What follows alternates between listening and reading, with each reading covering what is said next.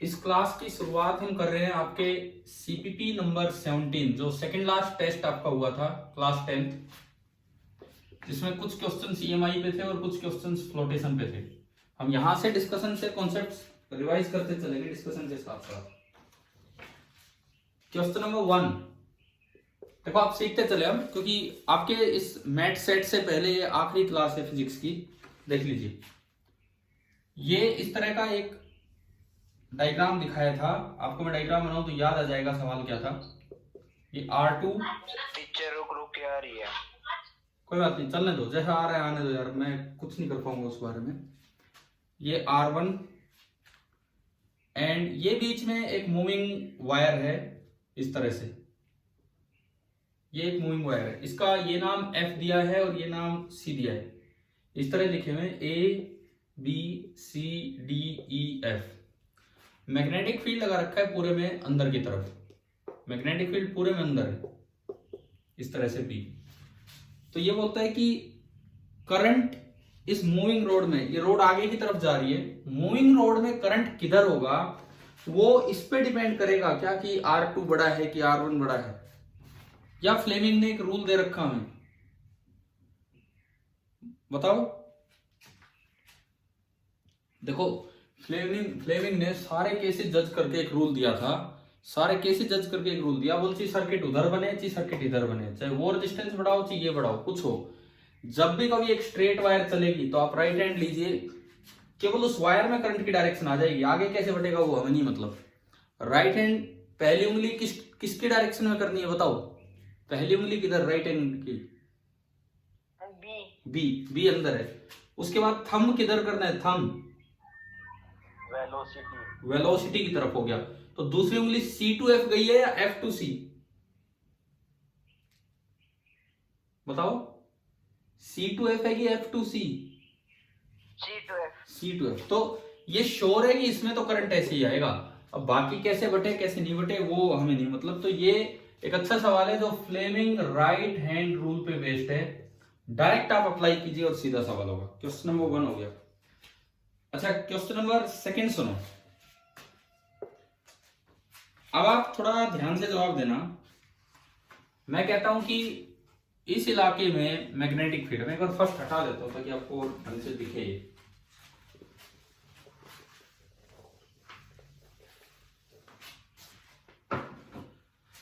Suppose इतने reason में magnetic field है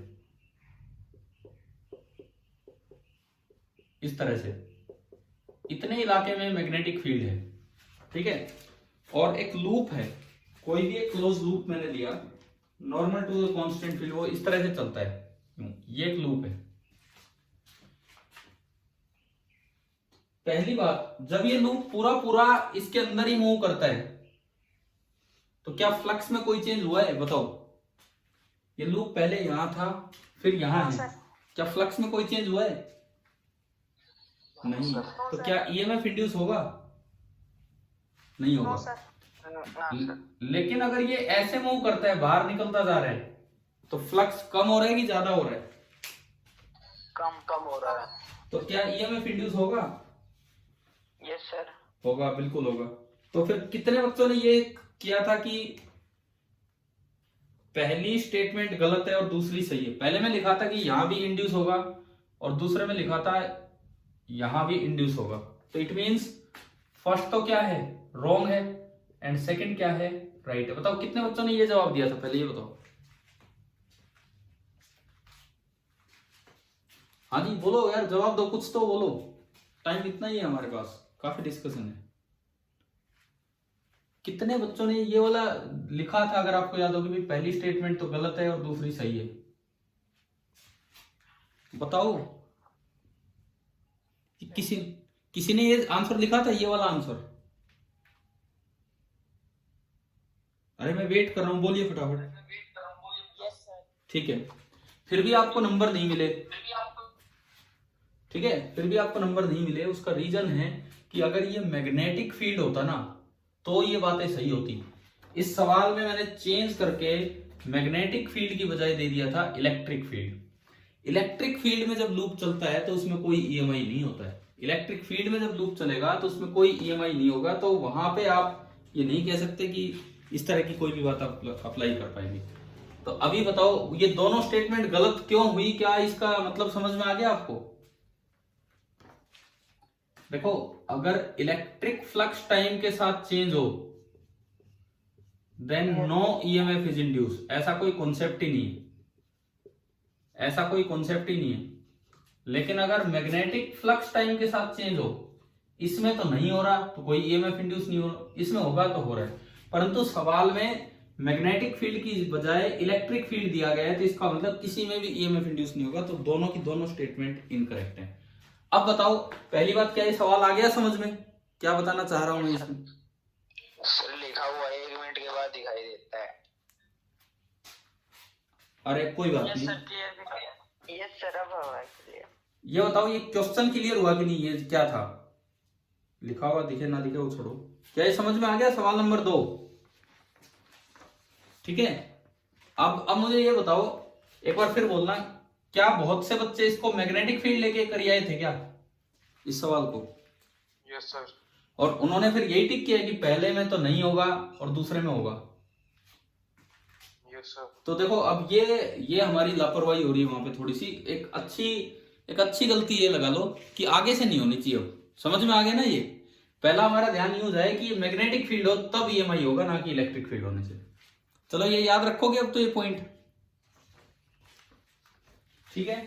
थर्ड जो डायग्राम है एडी करंट वाला डायग्राम, मैंने 12th क्लास की एनसीईआरटी टेक्स्ट बुक से डायग्राम लिया था, 12th क्लास की एनसीईआरटी टेक्स्ट बुक से, तो डायग्राम तो सही ही था, तो ये दोनों सही होंगे। देखो, इन्होंने कुछ ऐसा बना रखा है कि ये नॉर्थ है और ये अंदर की तरफ पीछे इनका साउथ है, और नॉर्थ से साउथ फील्ड यूं है, क्रॉस लगा के दिखा रखे हैं, क्रॉस लगा के दिखा रखे हैं।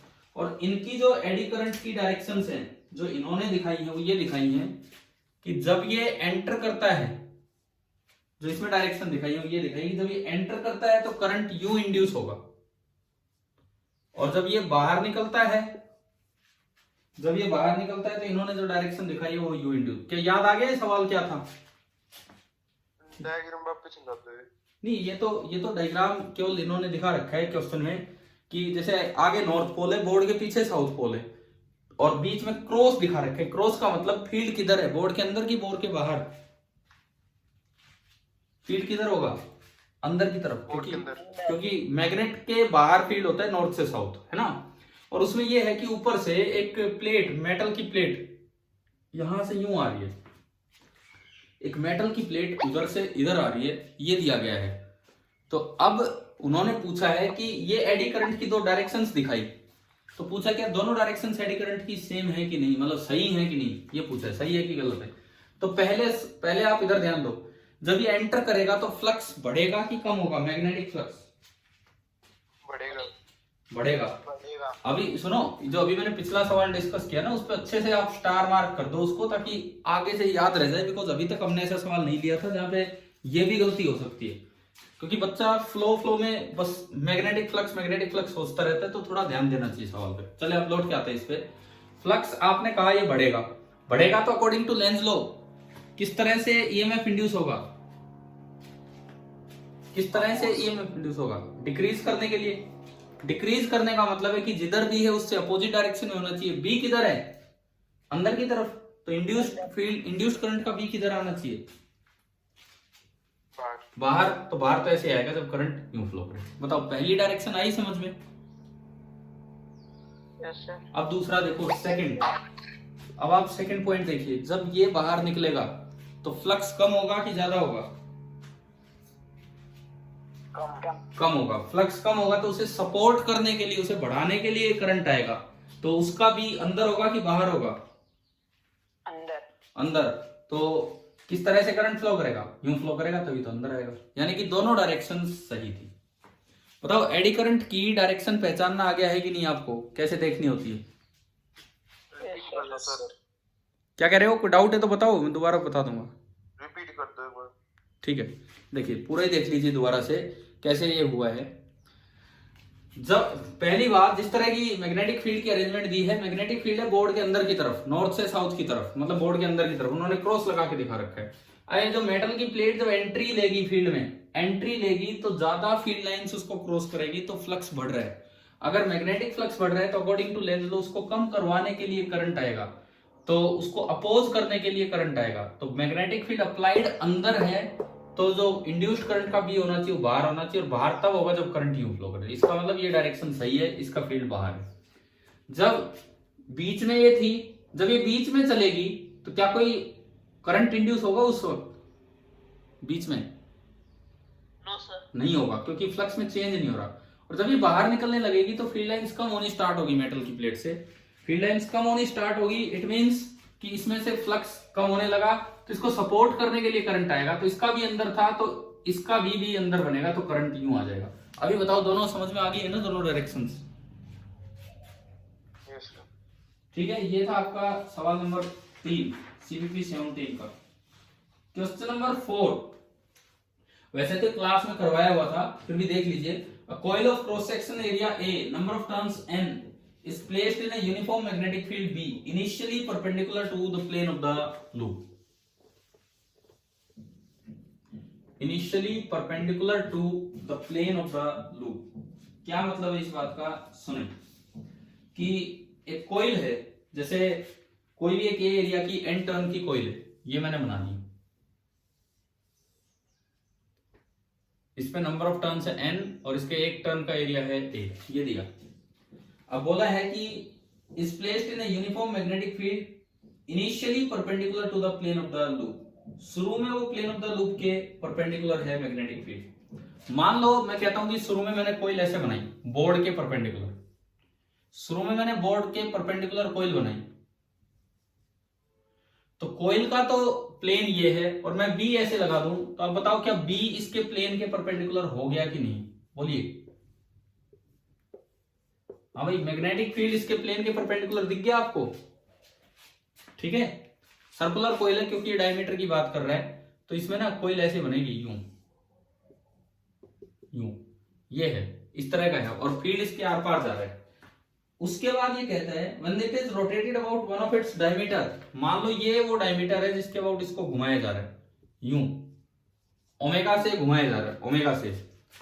तो शुरू में तो बी और एरिया के बीच का एंगल कितना है बताएं?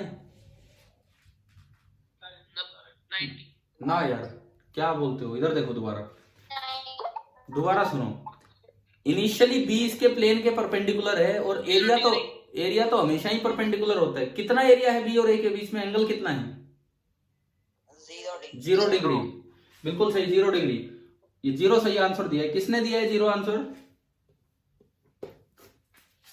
चलो ठीक है, जिन्होंने भी दिया। अब सुनो, अब जब आप इसको घुमाओगे तो बी तो उधर ही है, लेकिन एरिया का एंगल चेंज होगा, तो बी और ए के बीच का एंगल चेंज होने लगेगा। तो फ्लक्स में तो 3 चीजें थी, या तो बी या एरिया या फिर कोस थीटा, या तो बी या एरिया या फिर कोस थीटा। अगर थीटा भी चेंज हो गया तो भी फ्लक्स चेंज होगा, तो ईएमएफ जनरेट होगा।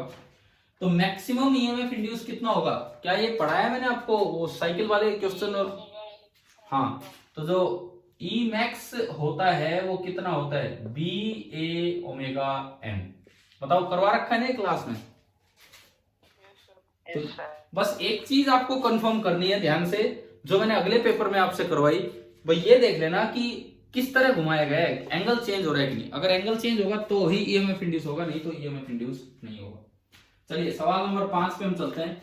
देखो मैं फिर कहता हूं, मेनली डिस्कशन क्लास है, इसी के साथ में कुछ टॉपिक जो आपकी प्रॉब्लम है क्वेश्चन के साथ ही लूंगा, वो जहां भी उससे रिलेटेड क्वेश्चन आएगा। क्वेश्चन नंबर 5 ये था, एक सोलेनोइड है, उसका सेल्फ इंडक्टेंस पूछा है। आप एक बात बताओ, हमने एक फॉर्मूला पढ़ा है, inductance per unit volume is equal to mu naught into N square. बताएं, ये कर रखा है फॉर्मूला? अरे म्यूचुअल इंडक्टेंस का पढ़ा था म्यू नॉट n1 n2, और सेल्फ इंडक्टेंस का पढ़ा था म्यू नॉट n स्क्वायर। बोलिए, पढ़ा हुआ है कि नहीं? है आवाज ही गई कि ये याद था आपको? अब जो वॉल्यूम होता है वो होता है एरिया इंटू लेंथ, तो इंडक्टेंस ही आया mu not an square A into L. अब मुझे बताओ कितने बच्चे ये करके आए थे, एक बार ये बताए, पेपर में ये टिक किया था? हाँ जी, किया है ना आपने? ज्यादातर नहीं किया होगा। जबकि इसका आंसर है mu not an square A by L. कारण, उसका कारण क्या है कि क्वेश्चन में बोला है कि n is the number of turns, जबकि हम जो इस फॉर्मूले में n लेते हैं उसका मतलब हुआ करता है number of turns per unit length. याद है आपको? याद है ना? ये n जो यहां लेना होता है ये होता है number of turns per unit length. सवाल में बोला है कि नंबर ऑफ टर्न्स तो n है और लेंथ l है, तो number of turns per unit length कितना हो गया? क्वेश्चन में दिया है कि नंबर ऑफ टर्न्स n है और लेंथ l है, तो number of turns per unit length कितना हो गया? n by L. तो nl नहीं यार, nl क्यों बोल रहे हो? नंबर ऑफ टर्न्स क्वेश्चन में दिया है n है, लेंथ बोली है l है, तो number of turns per unit length कितना हो गया? तो यहां इस फॉर्मूले में तो number of turns per unit length रखना था, तो जिसे हम n बोलते थे इस क्वेश्चन में वो n बाई एल है। n बाई एल का मतलब n square by L square. आप देखो एक l से एक l गया तो ये आ गया। तो यार आपको मैं क्या सिखा रहा हूँ, छोटी छोटी गलतियां आप कर रहे हो, छोटी छोटी गलतियां, और एक्चुअली मैं करवा रहा हूँ ये चेंज कर करके। अभी बताओ, क्या किसी बच्चे का दिमाग चला गया था इस चीज पे पेपर में कि ये तो ऐसे पुट करना है? किसी ने किया था ये सही? तो यार ये चीज कब जागेगी आपके अंदर कि इस तरह से भी करना है? हम उसी रटे रटाए तरीके से ना जाएं। एनटीएससी के नाम पे ये रटना बंद करो। ऐसा नहीं है कि मैं आपको एनटीएससी के लिए केवल बस फॉर्मूले वैसे बता रहा हूं, मैं आपको कॉन्सेप्ट सिखा रहा हूं और उन चीजों को अच्छे तरीके से सीखे, अप्लाई भी करना है तो गलती ना करें। देखो ये लगातार ये गलतियां हो रही है। अभी पीछे गलती क्या हुई, आपने किसी बच्चे ने भी ये नहीं पढ़ा कि मैंने वहां कौन सा फील्ड दे रखा है, इलेक्ट्रिक फील्ड। सब अनजाने में अपने आप सोच के चले कि मैग्नेटिक फील्ड ही होगा। यहां पे ये नहीं ध्यान दे रहे कि एन क्या है और हम क्या पढ़ के आ रहे हैं। ऐसे मत रट के चलो कि ये फॉर्मूला होता है। चलिए आगे बढ़ते हैं। क्वेश्चन नंबर 6, इसमें मैंने आपको एक जानकारी भी दी थी कि फैराडे के समय इंसुलेटर वाले कंडक्टर नहीं थे, इंसुलेटेड कंडक्टर बताया था। इसमें पढ़ा आपने ये क्वेश्चन? जो अपने घर से कपड़े लेके जाता था, समझ गए हो ना ये? लेकिन अब सवाल उसके बाद स्टार्ट होता है। और मैंने आपको ओरिजिनल जो इंडक्टर्स थे जो फैराडे ने यूज किए वो भी आपको इस डायग्राम में दिखाए थे कि किस तरह से बना के क्या चल रहा था। अभी देखो, अब now let us answer A question. 12 Henry inductor, एक 12 हेनरी का इंडक्टर है, इंडक्टेंस है 12 Henry, carries A steady current of 2 ampere. इसमें अभी करंट जा रहा था 2 एम्पियर का, इनिशियल करंट ये था। How can 60 volt self induced EMF. अब देखो, अगर आपको याद हो सेल्फ इंड्यूस्ड ईएमएफ का फॉर्मूला था L into D I by D T. याद है क्या ये? है ना? तो ये कह रहे हैं कि ये 60 वोल्ट लेना है हमें, ये 60 वोल्ट लेना है, इस तरह का कुछ काम करना है। कैसे 60 वोल्ट आएगा? पहला option, it can be achieved by uniformly reducing the current to 0 in 5 second. ये कह रहे हैं करंट को 2 से कर दो 0 5 सेकंड में। लो जी एक बार फॉर्मूला लगाते हैं, ईएमएफ देखते हैं कितना है। L कितना दिया है? L 12। 2 से 0 किया तो चेंज कितना? हमें केवल मोड लेना होता है, नेगेटिव पॉजिटिव। 2 से 0 किया तो चेंज कितना? DI। करंट 2 एम्पियर से 0 किया तो चेंज कितना? अरे बोलो, 2। बोल कोई नहीं रहा। और DT टाइम टेकन 5। क्या ये 60 आया? बताएं, क्या ये 60 आया? अरे नहीं आया ना? ठीक है। दूसरा option, it can be achieved by uniformly reducing the current to 0 in 0.4 second. दूसरी बार कहता है 0.4 सेकंड में ले। हाँ जी, 0.4 सेकंड में बताओ। तो L इतना, DI है 2 और ये 0.4। क्या ये 60 आ रहा है? Yes sir. ठीक है, तो इसमें आ गया आंसर ये। तीसरा option, it will be only achieved by increasing the current at this rate. देखो ये रेट यही है, रेट का मतलब है DI by DT। DI by DT मतलब 2/0.4, 20/4 यानी कि 5। ये कह रहा है कि आप 5 एम्पियर पर सेकंड से करंट को रिड्यूस कर रहे हो, 5 एम्पियर पर सेकंड से करंट को रिड्यूस कर रहे हो, तभी इतनी देर में। ये कह रहा है खाली रिड्यूस करके ही ना, ये कह रहा है इंक्रीज करके इतना ला सकते हो, रिड्यूस करके नहीं। मतलब ये कह रहा है अगर मैं 2 एम्पियर से 0 की बजाय 4 एम्पियर करता जब तो 60 वोल्ट आ जाता, पर 2 से 0 करोगे तो 60 नहीं आएगा। क्या ऐसा होता है क्या, बताओ कि इससे फर्क पड़ता है कि फ्लक्स इंक्रीज हुआ है कि डिक्रीज हुआ है, या दोनों केस में ईएमएफ इंड्यूस होता है? एक बार दोबारा जवाब दो, क्या ईएमएफ तभी इंड्यूस होता है जब फ्लक्स इंक्रीज हो, या डिक्रीज में भी हो जाता है? नो सर, हो जाता है, दोनों में होता है। हाँ, तो ये इसीलिए इसी ऑप्शन गलत है। कह रहा है कि केवल इंक्रीज करोगे तब होगा, ऐसे डिक्रीज करने पे नहीं होगा। 2 से 0 पे नहीं होगा, 2 से 4 पे होगा, है ना? आगे समझ लो। और चौथा ऑप्शन तो कह रहे हैं ना भाई, ये हो ही नहीं सकता कि ये 60 वोल्ट आ ही नहीं सकता, जबकि हम 60 वोल्ट ला चुके हैं। तो अभी बताओ, क्या ये 6th क्वेश्चन सेल्फ इंडक्टेंस पे क्लियर हुआ? ठीक है, अब आते हैं क्वेश्चन नंबर 7 पे। देखो ध्यान से सीखने हैं सारे सवाल। क्वेश्चन नंबर 7 पे हम आते हैं। Consider the following 2 statements. ये एक थोड़ा इंफॉर्मेशन बेस्ड भी था, कुछ मैं बता चुका था उन पे बेस्ड भी था। सीखिए अब आप। अच्छा, आपका कल मैथ का पेपर है? कब है मैथ का पेपर? कल है, और सेट वाला परसों है। ठीक है, तो मैं 2 दिन अब कोई क्लास नहीं ले रहा हूं। किसी को डाउट हो वो बच्चा अपना व्हाट्सएप पे पूछ लेगा। ना मैं क्लास ले रहा हूं, ना मैं टेस्ट ले रहा हूं। कल थोड़ी मेरी तबीयत खराब हो गई थी, नहीं मैं आपका कल एक टेस्ट लेता, लेकिन फिर बस अब रहने दो, अब टाइम नहीं है अब, क्योंकि आज आप सेट उसकी मैथ की तैयारी करेंगे, कल फिर सेट के सारे सब्जेक्ट्स हैं उनको देखेंगे। तो इसीलिए मैं तो बस अपनी लास्ट क्लास ही ले रहा हूं। लेकिन इस बार देखो, मुझे बड़ी उम्मीद है इस बार आपसे। क्या इस बार पिछली बार से ज्यादा मेहनत नहीं की है क्या हम लोगों ने, आपने और हमने? बताओ भाई, पिछली बार ना तो इतने टेस्ट हुए थे, याद होगा ना, लास्ट टाइम तक ना तो इतने टेस्ट हुए थे, ना इतनी क्लासेज हुई थी। इस बार मुझे लग रहा है, देखो इस बार मैं उम्मीद कर रहा हूं, मैं 13 नहीं कह रहा यार, 13 आना एक चांस की बात हो जाती है। 13 नंबर आना एक सच में एक चांस की बात हो जाती है इन पेपर्स में, क्योंकि हो सकता है कॉन्सेप्ट बहुत वाइड है, 11वीं 12वीं का कोई भी सवाल उठ के आ जाए तो ये नहीं पता लगता इनमें। बट आप एक चीज जरूर मैं चाहता हूं कि लगभग बच्चे 10 क्रॉस करें। 13 में से लगभग बच्चे 10 क्रॉस करें। मैं ये नहीं कह रहा 13 आउट ऑफ 13 आउट ऑफ 13 लाओ। जिसका सुनिए, जिसके 13 आ जाए बहुत खुशी की बात है। आपने इतनी मेहनत की है, मुझे लगता है कि 13 भी आएंगे, कुछ ना कुछ बच्चों के आ सकते हैं। बाकी डिपेंड करता है भाई पेपर कहां से आता है, कैसा आता है, मतलब कहां से नहीं कैसा आता है उस पे। और दूसरी बात, 10 से कम ना हो तो अच्छा रहेगा, क्योंकि इतनी क्लास अटेंड करने के बाद भी, इतना काम करने के बाद 10 तो क्रॉस होना ही चाहिए। चलिए देखते हैं अभी सवाल नंबर 7। इसमें 2 बातें बताई गई। Mutual inductance is a purely geometrical quantity. 2 coil है, एक ये कॉइल है और एक ये कॉइल है, इनके आपस की म्यूचुअल इंडक्टेंस, या तो सोलेनोइड है उनके आपस का म्यूचुअल इंडक्टेंस। 2 सोलेनोइड है, हमने ये बनाया था, याद है? इसका mutual inductance per unit volume of inner solenoid क्या निकल के आया था?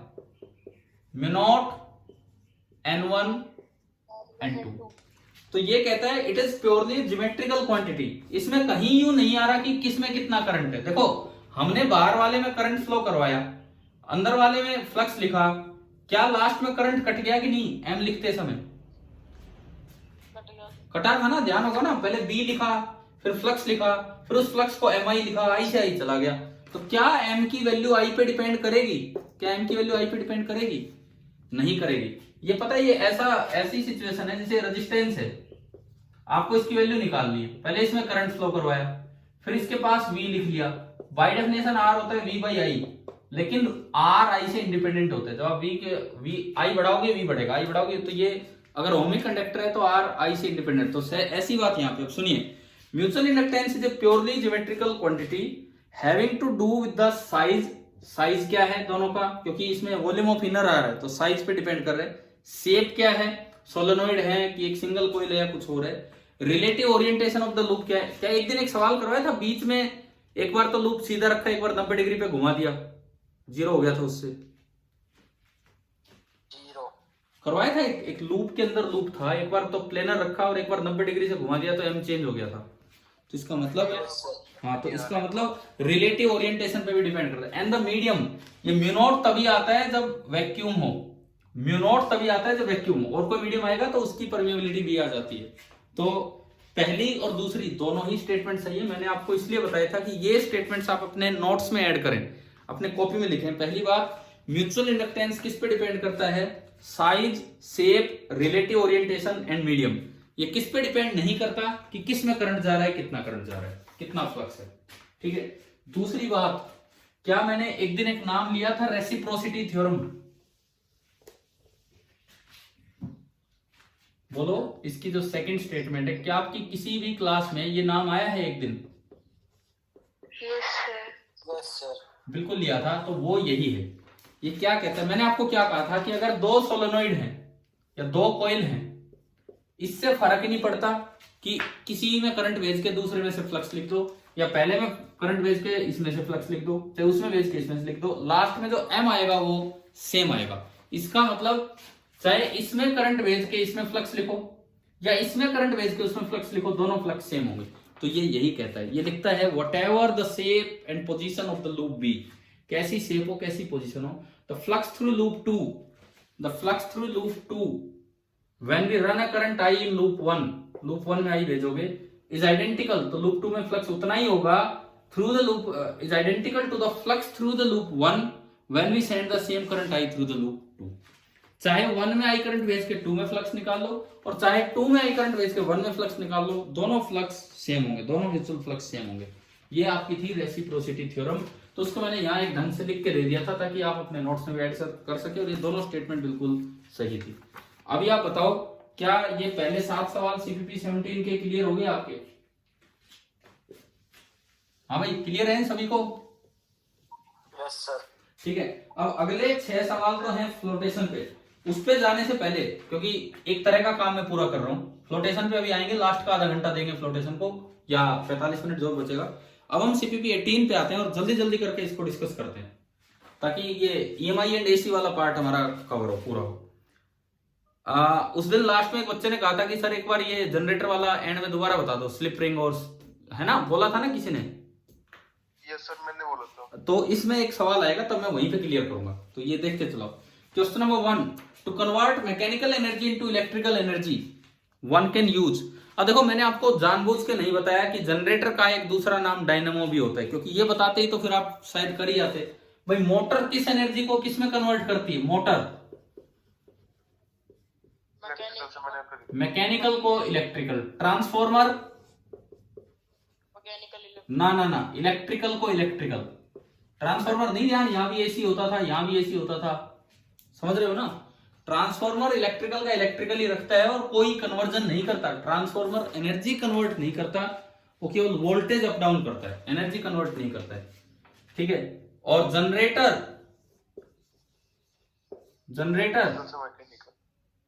मोटर में क्या लिखा है आपने, एक बार दोबारा बोलना।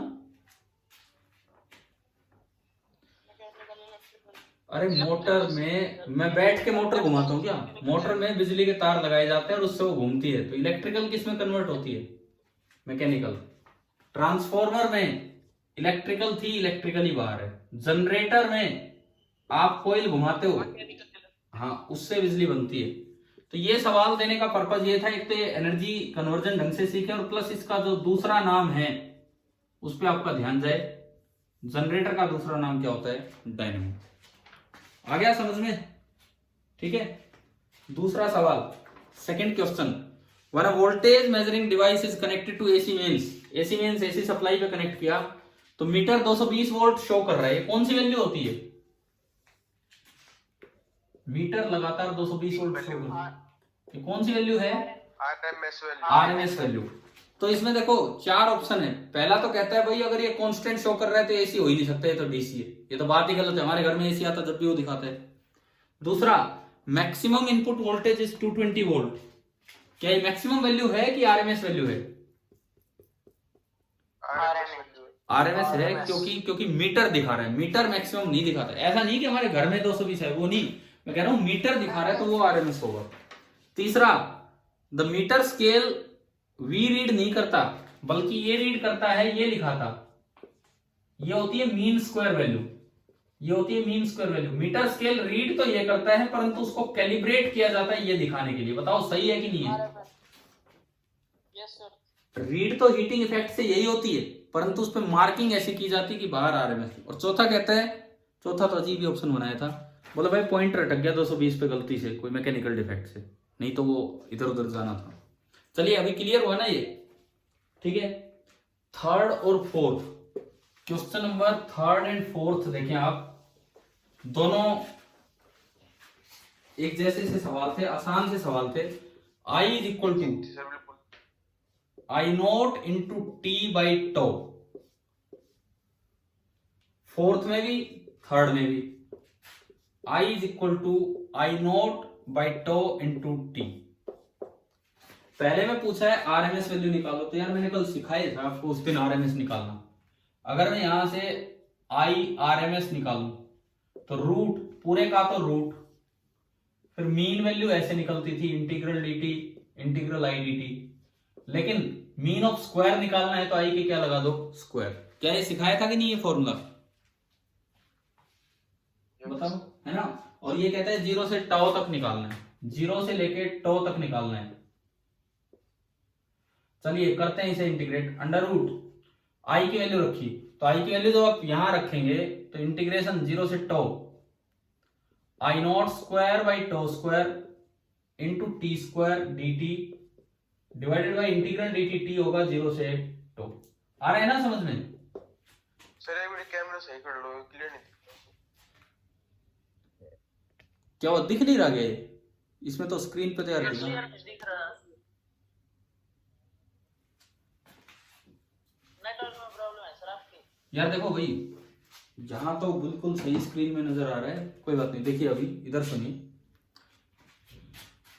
आई R M S square root root of integral I का square I nought by two का स्क्वायर टी स्क्वायर, ये तो आई का स्क्वायर हो गया, डी टी जीरो से टो, ये अंडर रूट ही चल रहा है पूरा, divided by integral D T zero से टो। एक बार बताओ स्क्रीन दिख रही है कि अभी भी नहीं नजर आ रही है। दिख रही है। लैग कर रहा है सर, लैग कर रहा है। तो क्या करूं मैं इसमें, तो और क्या कर सकता हूं अभी। 1 मिनट के लिए रुकिए, अभी मैं थोड़ा नेटवर्क चेंज करता हूं। अगर यहां दिक्कत है तो अभी हो जाएगा ठीक।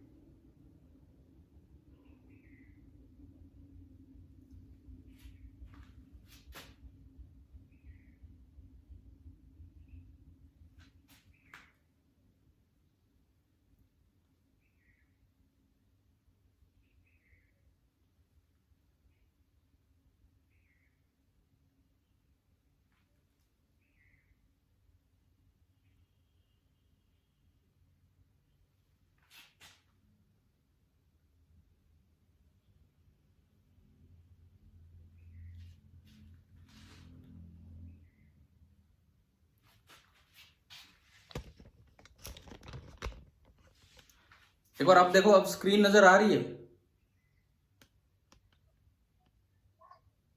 Yes sir. सर मैंने वो नेटवर्क चेंज किया है, आप शायद इससे अगर क्लियर आए तो आप देख लो। इधर देखिए, ये आरएमएस वैल्यू निकालने का मेथड समझ में आया कि नहीं, फॉर्मूला कैसे लगाना था, ठीक है। अब देखिए I not square by to square constant है, इंटीग्रेशन से बाहर आएगा। I not square by to square constant है, इंटीग्रेशन से बाहर आएगा। अंदर बचेगा T square D T. T square का इंटीग्रेशन क्या होगा, टी स्क्वायर का integration T square T cube by 3, और जब उसमें वो 3 मैंने बाहर निकाल लिया, अंदर बचा टी स्क्वायर, और जब लिमिट लगेंगी जीरो से टो तो बनेगा tau square minus zero square. तो ओनली कितना आ गया, टी क्यूब बाई 3 था, टी क्यूब बाई 3। जब लिमिट 3 तो बाहर आ गया और लिमिट लगेगी जीरो से टो, तो ये क्या बन जाएगा, टो क्यूब। क्या आया क्या समझ में ऊपर वाला इंटीग्रेशन, बताओ ये स्टेप समझ में आया, ऊपर ऊपर क्या किया है मैंने, यस सर। ठीक है। Yes sir. डिवाइडेड बाई नीचे इंटीग्रल डी टी टी होगा और उसमें लिमिट लगेगी तो ओनली टो बचेगा। अब ये टो टो टो क्यूब और टो क्यूब कट जाएगा, ओनली बचेगा आई नॉट स्क्वायर बाई 3 का अंडर रूट। तो ये कितना आ गया, आंसर क्या आया फाइनली, आई नॉट स्क्वायर से तो आई नॉट और नीचे बचा आपका √3। अभी बताओ क्या क्लियर हुआ ये आरएमएस वैल्यू? चलेगा ऊपर वाला इंटीग्रेशन वापस बता। देखो ये स्टेप आ रहा है समझ में जो मैंने लिखा है, आई का स्क्वायर तो इसका तो पूरा स्क्वायर हो गया ये। अब ये आई नॉट और टो तो कांस्टेंट है, बाहर आ जाएंगे इंटीग्रेशन से, तो ये तो आई नॉट स्क्वायर और टो स्क्वायर तो बाहर है। टी स्क्वायर का इंटीग्रेशन क्या होगा टाइम के रिस्पेक्ट में? t³/3, तो मैंने 3 भी बाहर ले लिया और ये बचा t³ और लिमिट है 0 से टो, तो ये जब पुट करेंगे लिमिट तो τ³ - 0³ तो ओनली कितना बचेगा τ³। आ गया समझ में? हाँ जी। अगर आरएमएस वैल्यू दे रखी हो, अगर एवरेज वैल्यू निकालनी हो तो कैसे निकालेंगे? देखो अभी उसके लिए एक्सप्रेशन चाहिए। अगर साइनोसॉइडल है तो आप डायरेक्ट लिख सकते हैं। कैसे? देखो इन्होंने एक सवाल पूछा, आरएमएस दे रखी और एवरेज पूछो कैसे निकालेंगे। मैं एक बार इसका चौथा सवाल और फटाफट बताता हूं, उसके बाद आता हूं इस सवाल पे। फोर्थ में केवल आई एवरेज पूछा है, मीन वैल्यू, तो इसमें इंटीग्रेशन पे जाने की जरूरत नहीं है, ये कांस्टेंट है तो I directly proportional to T हो रहा है। तो आपको याद है कि अगर I directly proportional to T हो तो हम अर्थमेटिक मीन निकाल दें। अगर I directly proportional to T हो तो हम अर्थमेटिक मीन निकाल दें, उससे आ जाएगा एवरेज वैल्यू। तो एवरेज वैल्यू का मतलब है आई एट टी बराबर 0 प्लस आई एट टी बराबर टो डिवाइडेड बाई 2। क्या ये समझ में आ रहा है आपको? नहीं तो इंटीग्रेशन से करना पड़ेगा। बोलो। Yes sir. ठीक है, तो t बराबर 0 पे 0, t बराबर टो पे आई नॉट डिवाइडेड बाई 2, तो ये ओनली कितना आ गया आई नॉट बाई 2 डायरेक्ट। पर ये तब हुआ जब ये आई डायरेक्टली प्रोपोर्शनल था t। अच्छा आप देखो, अब इनका एक क्वेश्चन था कि अगर आरएमएस वैल्यू दे रखी हो और एवरेज पूछी जाए तो कैसे निकालें। नहीं बता सकते हम बता ही नहीं सकते जब तक करंट का एक्सप्रेशन ना दे रखो। हाँ अगर हाउस होल्ड सप्लाई है जिसको हम साइनोसॉइडल सप्लाई बोलते हैं तो उसमें निकाल सकते हैं आप। उसमें कैसे? आई आरएमएस का फॉर्मूला हमने पढ़ा था, आई मैक्सिमम अपॉन √2 पढ़ा है ना, और आई एवरेज का फॉर्मूला भी पढ़ा है, आई नॉट अपॉन π/2। इन दोनों को डिवाइड कर देंगे तो I average upon I RMS, I not से आई नॉट गया, ये बना π/2√2, और यहां से आप निकाल सकते हैं आई एवरेज। परंतु ये तब है जब साइनोसॉइडल हो। कुछ नहीं दिया और क्वेश्चन आ जाए तो मान लो कि साइनोसॉइडल है और इस तरह से हो। चले भाई आगे बढ़े, पहले 4 सवाल हुए, देखते हैं नेक्स्ट देखें आप। इसके बाद question number 5th and 6th दोनों दिए मैंने ताकि आपको डिफरेंस समझ में आए। हो सकता है आपको स्टार्टिंग में लगा हो कि यार क्या डीसी वाले में 0 आएगा। हाँ ना, हो सकता है कि पहली बार में किसी बच्चे ने 5th गलत कर दिया हो। देखो पूरे चांस थे इस बात के, लेकिन जब 6th पढ़ा होगा तो उसने 5th सही किया होगा, है ना? ऐसा हुआ था किसी के साथ? फिर 5वें में देखो, तो ये तो अच्छी बात है, छठा सवाल दे दिया। किसी टेस्ट में आएगा तो 5वें के बाद छठा नहीं आएगा और फिर वहां गलती हो जाती है हमसे। हमने ये पढ़ा था कि V secondary upon V primary, that is number of turns in secondary upon number of turns in primary, direct ratio होता है। तो पहले मैं छठे सवाल पे चलता हूं, 6th पे। ये कहता है कि V सेकेंडरी निकालना है, V प्राइमरी है 220 volt, number of turns in secondary है 100, number of turns in primary है 50। तो यहां से बताओ V सेकेंडरी कितना आ रहा है? 440 वोल्ट। अब कितने बच्चे ऐसे जिन्होंने 5वें में 440 टिक कर दिया था, फिर छठे में जाके ठीक करके आए कि हाँ भाई ये तो गलत हो गया, है ना? कुछ तो ऐसे। अब देखो, तो कम से कम ध्यान तो चला गया आपका। ये 6th क्वेश्चन नहीं होता तो 5वां गलत हो जाता है यहाँ पे। अब 5वें में डीसी है तो डीसी बोल दिया तो बाहर आउटपुट क्या देना होगा? 0। आगे से याद रख लोगे, इस बात का ध्यान रख लोगे, ठीक है? और ये अगले 2 सवाल कमला वाले, पेडल वाले, इनमें भी वही बात मैंने करने की कोशिश की थी। आपने तो बिना सोचे समझे फॉर्मूला लगा दिया होगा BA⍵n। हमें बताओ, मैक्सिमम वोल्टेज का फॉर्मूला पढ़ रखा हमने ये साइकिल वाइकिल जनरेटर में कि मैक्सिमम वोल्टेज होती है BA⍵n। तो 7th में ये लगाओगे तो आंसर आएगा 0.314। फिर 8 फिर दोबारा से पढ़ा होगा क्या ये समझ में आया डिफरेंस क्या है 7th और 8th में? देखो जो वैल्यूज दी हैं उनसे तो सोल्व करके ही आएगा, अभी दिखाऊंगा कैसे, परंतु डिफरेंस सुनो। 8th, पहले मैं 8th बताता हूँ। 8th में क्या डायग्राम है? Kamala pedals a stationary bicycle, फिर वही the pedals of the cycle are attached to 100 turn coil of area 0.1 metre square. आपको 100 टर्न्स दे दिए, एरिया 0.1 दे दिया, इस तरह से दिया गया है। तो coil rotates at half a revolution per second. Coil rotates at half a revolution per second का मतलब है पाई रेडियन पर सेकंड। बताया था कभी भाई? आधा रिवॉल्यूशन, पूरा रिवॉल्यूशन मतलब 2 पाई रेडियन, आधा रिवॉल्यूशन मतलब पाई। एसआई में चलना हमें। आगे ओमेगा लिखना, कैसे लिखना था? और जो बी लगा रखा है बी, वो है 0.01 टेस्ला। तो सबसे पहले तो मैं इसको कैलकुलेट कर लूं, ये क्या आ रहा है देखो। 100.01 1 हो गया, 100 और 0.01 1 हो गया, और 0.1 इंटू पाई, और पाई होता है 3.14, और उसको 0.1 से मल्टीप्लाई करेंगे तो बताओ ये वैल्यू आएगी नहीं? Yes sir. कितने बच्चे इस वैल्यू तक पहुंच गए थे? ये निकाल ली थी वैल्यू। वो अलग बात है कि 7th में होगी कि 8th में होगी। पहुंच गए थे सर। ठीक है, अब सुनो। ठीक है, अब इसका डायग्राम देखें। 8th पहले मैं बताता हूं। The coil rotates at half a revolution per second about its diameter. ये कोइल का एक डायमीटर है, ये सर्कुलर मान लो चाहे आप, जैसे हम बनाते थे वो तो उसी टाइप की बना दी, और ये उसका एक डायमीटर है। इसके अबाउट कोइल रोटेट कर रही है, यूं इस तरह से घूम रही है, and it is placed in a uniform magnetic field perpendicular to the axis of rotation. ये एक्सिस ऑफ रोटेशन है तो इसके परपेंडिकुलर आपने बी लगाया। तो आप बताओ क्या बी और एरिया के बीच का एंगल चेंज होगा कि नहीं इसके घूमने से? कोई यूं है, ये अंदर की तरफ जाएगी, एरिया अंदर बनेगा, तो बताओ बी और ए के बीच का, बी और एस या ए बोल दो इसे, बी और एरिया के बीच का एंगल चेंज हो रहा है कि नहीं हो रहा है? Yes sir. तो फ्लक्स चेंज हो रहा है, फ्लक्स चेंज हो रहा है तो ईएमएफ जनरेट होगा, और साइनसोइडल ईएमएफ की मैक्सिमम वैल्यू ये होती है। 8th ही हो गया। अब 7th देखो, 7th इसमें फिर से वही है सेम, लेकिन ये कहता है कि ये जो कोइल है, मैं एक बार ऐसे बनाता हूं इसको, किस तरह से कोइल है देखिए। About an axis passing through its centre and perpendicular to its plane. देखो मान लो ये कोइल है और ये उसका एक्सिस ऑफ रोटेशन है, passing through its centre and perpendicular to its plane. इसके अबाउट, जैसे साइकिल, खड़ी साइकिल का टायर घूम रहा हो, बस वो है। और मैग्नेटिक फील्ड किधर लगा रखा है इसमें?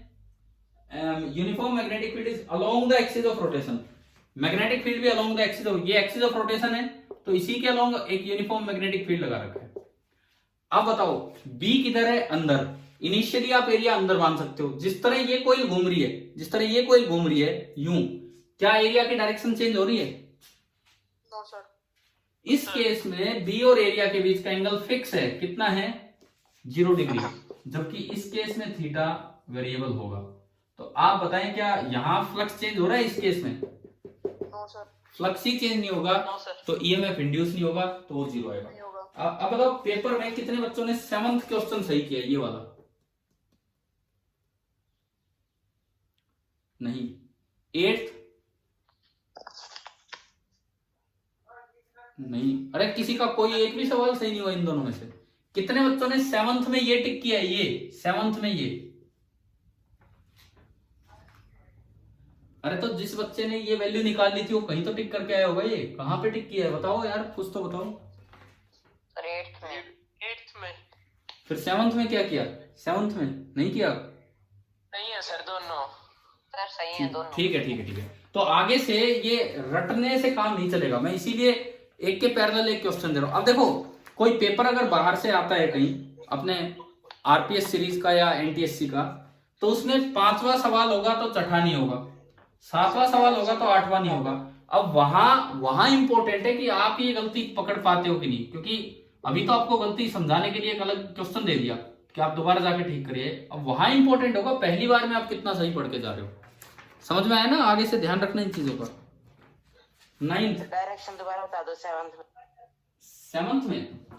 7th में लिखता है कि एक कोइल है, देखो जो इसकी लाइन है मैं वही पढ़ रहा हूं। The coil rotates at half a revolution per second, omega दे दिया, अबाउट एन एक्सिस, किस एक्सिस के about? Passing through its centre, ये है इसका axis, passing through its centre and perpendicular to its plane.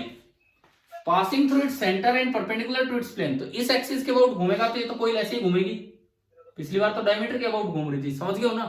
तो अगर कोई ऐसे घूमेगी तो क्या उसका एरिया वेक्टर अपनी डायरेक्शन चेंज कर रहा है कभी भी, कि कोई ऐसे घूम रही है ऐसे नहीं सर। तो ना, तो और बी जो लगा रखा है वो एक्सिस के अलोंग है, तो मैंने बी एक्सिस के अलोंग लगा दिया, तो बी और ए के बीच का एरिया चेंज ना, एंगल चेंज नहीं हुआ। क्या आ गया अभी समझ में?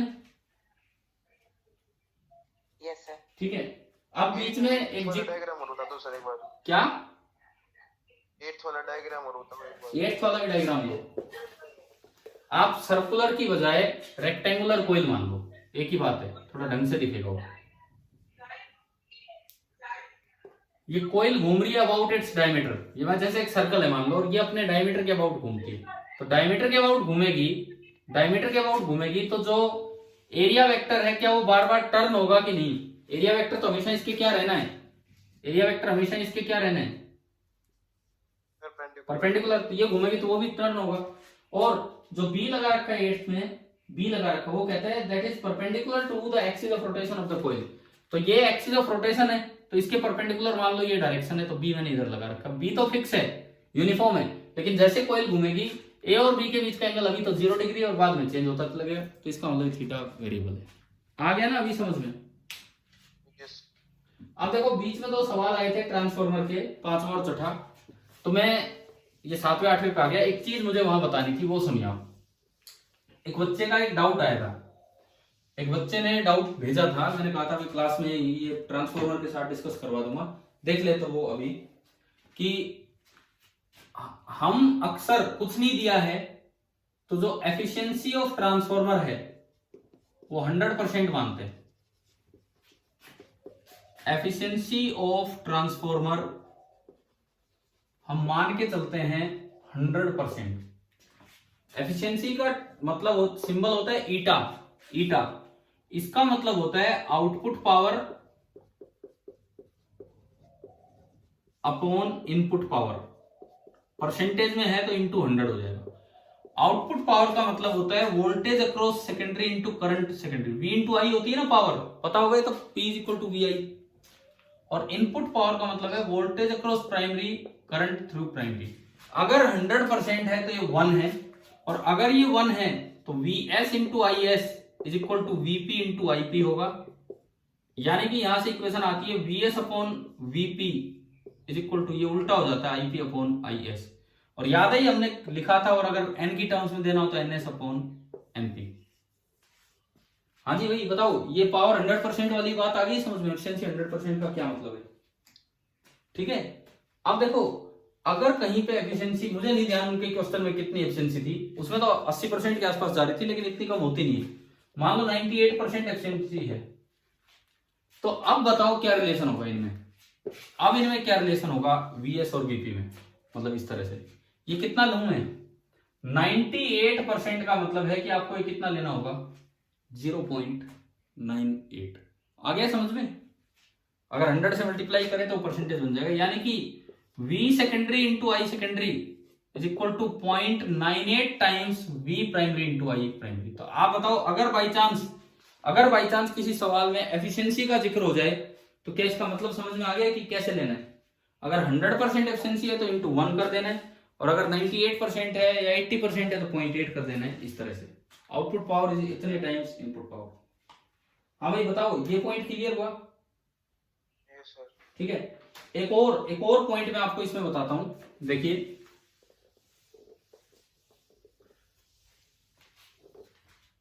मैं उस दिन भी बताने लगा था, फिर आप बोले कि नहीं, मैंने पूछा था तो आप बोले कि नहीं बताया पहले, टाइम तो अभी भी कमी है पर फिर भी मैं बता रहा हूं। पावर ट्रांसमिशन, पता नहीं अगर पीछे किसी क्लास में नहीं आया है तो यहां ढंग से सुन लीजिए, सीख लीजिए क्या है पावर ट्रांसमिशन। जो हरियाणा सरकार है वो बिजली बनाती है बहुत कम वोल्टेज पे, HPGCL, ये नाम लिए थे ना मैंने उस दिन, इसलिए 1-2 लेक्चर में। पीजी का मतलब क्या था? प्राइवेट नहीं, पावर जनरेशन। ठीक है। सबसे पहले यहाँ पे लो वोल्टेज है। अब एक चीज समझ लो आप, क्या स्टेप अप ट्रांसफॉर्मर। हाँ, यहाँ पे एक स्टेप अप ट्रांसफॉर्मर होगा, काफी ज्यादा स्टेप अप कर देगा वो उसे। एक स्टेप अप, मैं ट्रांसफॉर्मर को इन शॉर्ट ऐसे लिख रहा हूं बस एक बार, ये बहुत हाई वोल्टेज कर देगा। मान लो यहां पे होगी है वेरी हाई वोल्टेज V2। अब इस हाई वोल्टेज को आगे भेजने का काम जो कंपनी करती है उसका नाम क्या दिया था हमने, ये हिंदी में हो गया था कॉरपोरेशन लिमिटेड की जगह तो निगम, और ये क्या था, ये विद्युत प्रसारण। ध्यान है, ध्यान आ रहा है, ट्रांसमिशन, विद्युत प्रसारण। Yes sir, yes sir, yes sir. Line पे, यहां पे लाइन रेजिस्टेंस को बोलते हैं केबल रेजिस्टेंस, आरसी से डिनोट कर देते हैं, केबल रेजिस्टेंस आरसी। तो यहां पे कुछ करंट जब चलेगा तो कुछ ड्रॉप हो जाता है, वोल्टेज ड्रॉप। तो यहां हाई वोल्टेज तो यहां भी रहती है लेकिन उससे कम हो जाती है। तो मान लो यहां पे हाई वोल्टेज आ गई कितनी, V3। अब अपने घर में लाने के लिए यहाँ पे कौन से ट्रांसफार्मर होते हैं, step down transformer. Step down. हाँ, ये होता है स्टेप डाउन ट्रांसफार्मर, ये होता है स्टेप डाउन ट्रांसफार्मर। और बस अब बंटवारा, और बंटवारे के लिए दो कंपनियां, एक DHBBL बताया था तो, दक्षिणी हरियाणा बिजली वितरण निगम एंड उत्तरी हरियाणा UHBL। बिजली वितरण, ये अपने आसपास दिख जाएंगे आपके नाम। अब यहां पे मान लो टाउन वोल्टेज, आपके कस्बे में जो वोल्टेज है वो मैंने बोल दिया V4। ये मैंने कुछ वैल्यूज लिखी हैं, V1 V2 V3 V4 इस तरह से। अब देखिए जो पावर जनरेट होती है वो फिक्स है भाई, पावर प्लांट होते हैं, कितने मेगावाट के पावर प्लांट है वो, मान लो पावर जनरेटेड फिक्स है, और मैं कह रहा हूं कि पावर जनरेटेड है P0। और जो टाउन की पावर जनरेटेड को मैं PG बोल देता हूं, PG, ये वाला जी, छोटा जी। और जो टाउन की पावर डिमांड है, टाउन डिमांड, यहां की जो पावर डिमांड है मैं उसे बोल रहा हूं PD, समझ लो, G for generation and D for demand, मतलब वहां जो पावर पहुंच रही है वो है PD। एक बड़ा अच्छा टॉपिक आपको पढ़ा रहा हूं यहां, देखिए अभी सबसे पहले ट्रांसफार्मर ने इतनी हाई वोल्टेज कर दी, और मैं कहता हूं ये जो लाइन में करंट गया है I line, IL stands for line current. Line current depend करेगा कि कितनी पावर आप जनरेट कर रहे हैं। पावर जनरेटेड का फॉर्मूला होता है V into I, यहां पे जो पावर आप भेजेंगे, तो देखो पहली equation P generated is equal to, यहां की वोल्टेज कितनी है, यहां की line voltage V2 into IL। क्या है पहली रिलेशन आपको समझ में आई, क्या है, power generated is equal to V2 into IL। V2 है यहाँ की लाइन वोल्टेज, प्लांट एंड, ये प्लांट एंड होता है, वो टाउन एंड होता है, this is plant end, this is town end. तो प्लांट एंड की तरफ जो वोल्टेज है उस पर डिपेंड करेगा IL। तो यहां से एक चीज समझिए, IL कितना आया, IL PG upon V2। PG fix है, वो प्लांट की अपनी क्षमता है कितना वो जनरेट करता है, V2 आपके हाथ में है। तो एक बार यहां से मुझे देख के बताओ कि इफ V2 इज हाई तो IL कम होगा कि ज्यादा होगा, कम। If V2 is high then IL is low, ठीक है। अब यहां पे जो पावर लॉस होता है, पावर लॉस, उसे केबल लॉस बोलते हैं, PC। पावर लॉस होता है लाइन स्क्वायर, लाइन करंट का square into RC, power loss ये होता है। और उसके बाद फिर बची हुई पावर उधर पहुंचती है टाउन के पास। ट्रांसफार्मर में कोई लॉस होता नहीं है, ना इधर ना उधर। तो यहां जो पावर की जो इक्वेशन बनती है वो बनती है पावर जनरेटेड बराबर power loss in cable plus town demand. क्या ये आ गई समझ में?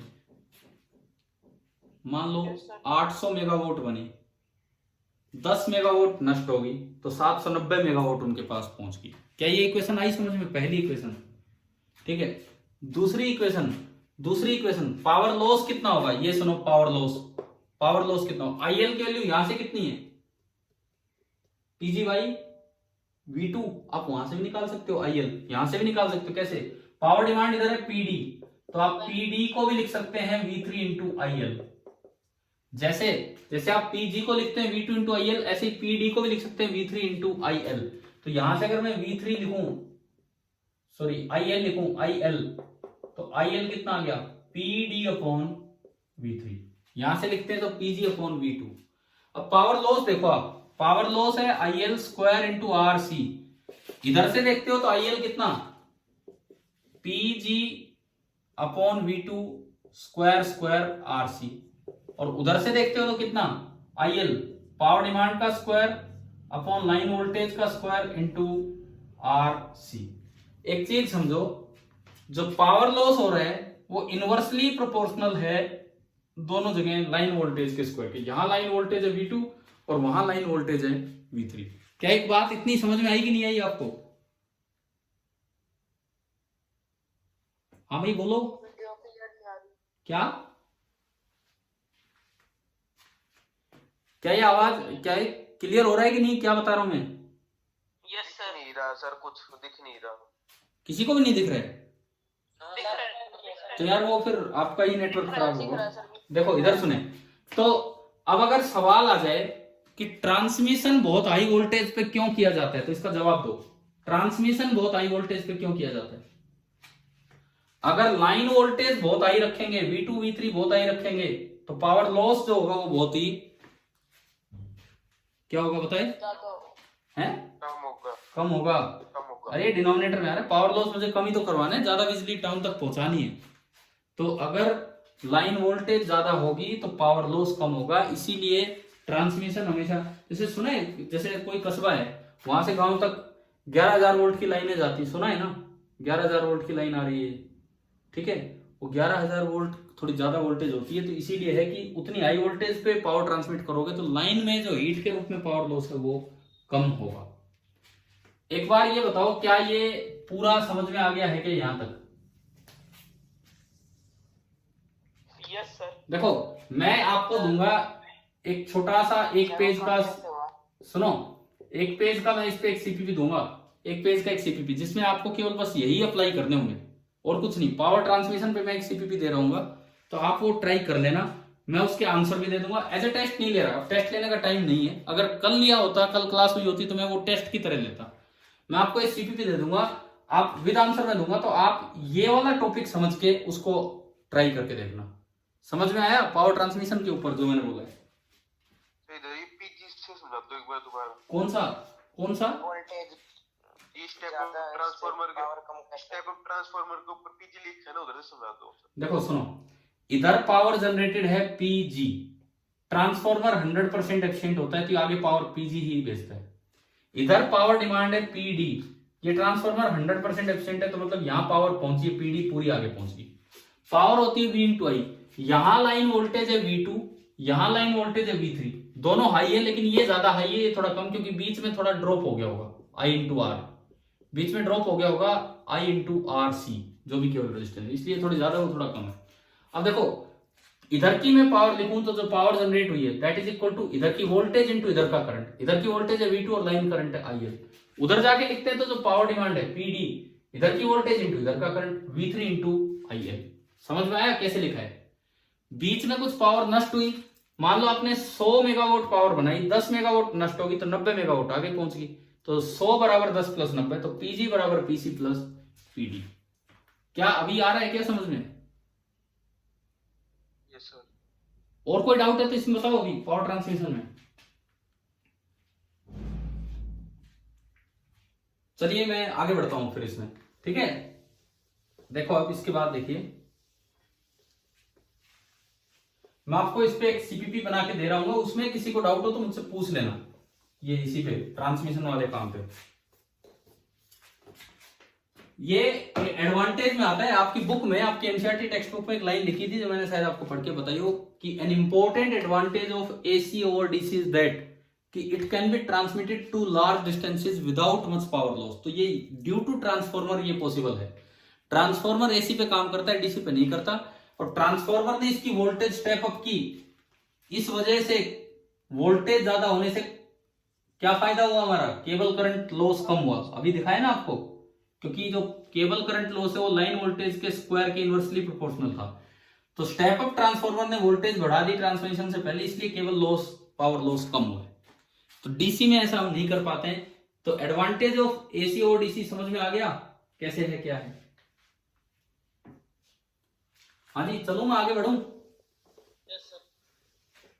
Question number 9, jumping ring demonstration. देखो एक ये सोलेनोइड था और इसमें इवन करंट की डायरेक्शन दिखाई गई है, यूं आपको दिखा रखा है कि भाई किस तरह से करंट है। और उसके ऊपर एक रिंग रखी है और उसमें करंट उल्टा इंड्यूस हुआ है, ये दिखा है। उल्टा क्यों इंड्यूस हुआ है? क्योंकि आपने प्लग इन किया है। प्लग इन किया तो मतलब इन करने से पहले तो करंट था 0 और अब करंट आई आया, तो इसका फ्लक्स बढ़ा होगा। किसमें से फ्लक्स बढ़ा होगा? रिंग में से। भाई पहले करंट 0 था तो इसमें कोई फ्लक्स नहीं था।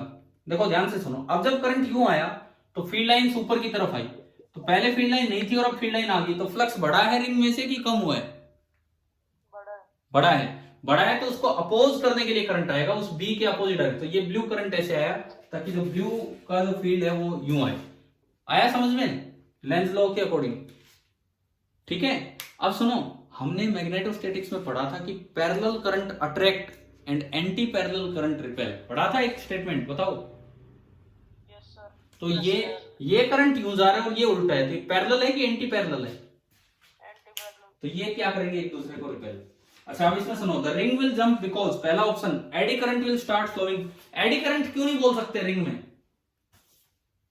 क्योंकि एडी करंट बल्क मैटर में आते हैं। एडी करंट तब होते जब ये डिस्क होती है। अगर ये डिस्क होती है, आपको ध्यान है ना, बल्क मैटर जब फील्ड लाइन को क्रॉस करता है या उसमें फ्लक्स चेंज होता है तो उसमें एडी करंट आते हैं। तो एडी करंट कभी भी एक लूप में नहीं आएंगे, पूरे बल्क मैटर में आएंगे, जैसे कि डिस्क हुई। आई क्या समझ में ये बात? हाँ भाई, क्लियर हो गया? Yes sir. ठीक है, तो बाकी तो फिर रीजन यही है, आप देख लेना। इसमें एडी करंट कब आता है? इसमें एडी करंट कब आ सकता था? इसमें एडी करंट तब आ सकते थे जब ये पूरा मैटर होता, पूरा ये डिस्क होती, तब। फीलिंग होती है। रिंग की बजाय डिस्क होती तब एडी करंट आते। ठीक है, तब फिर बीच में भी ये सर्कुलेटिंग करंट बन जाते, अभी नहीं आएंगे। चलो आगे बढ़ूं। Question number 10।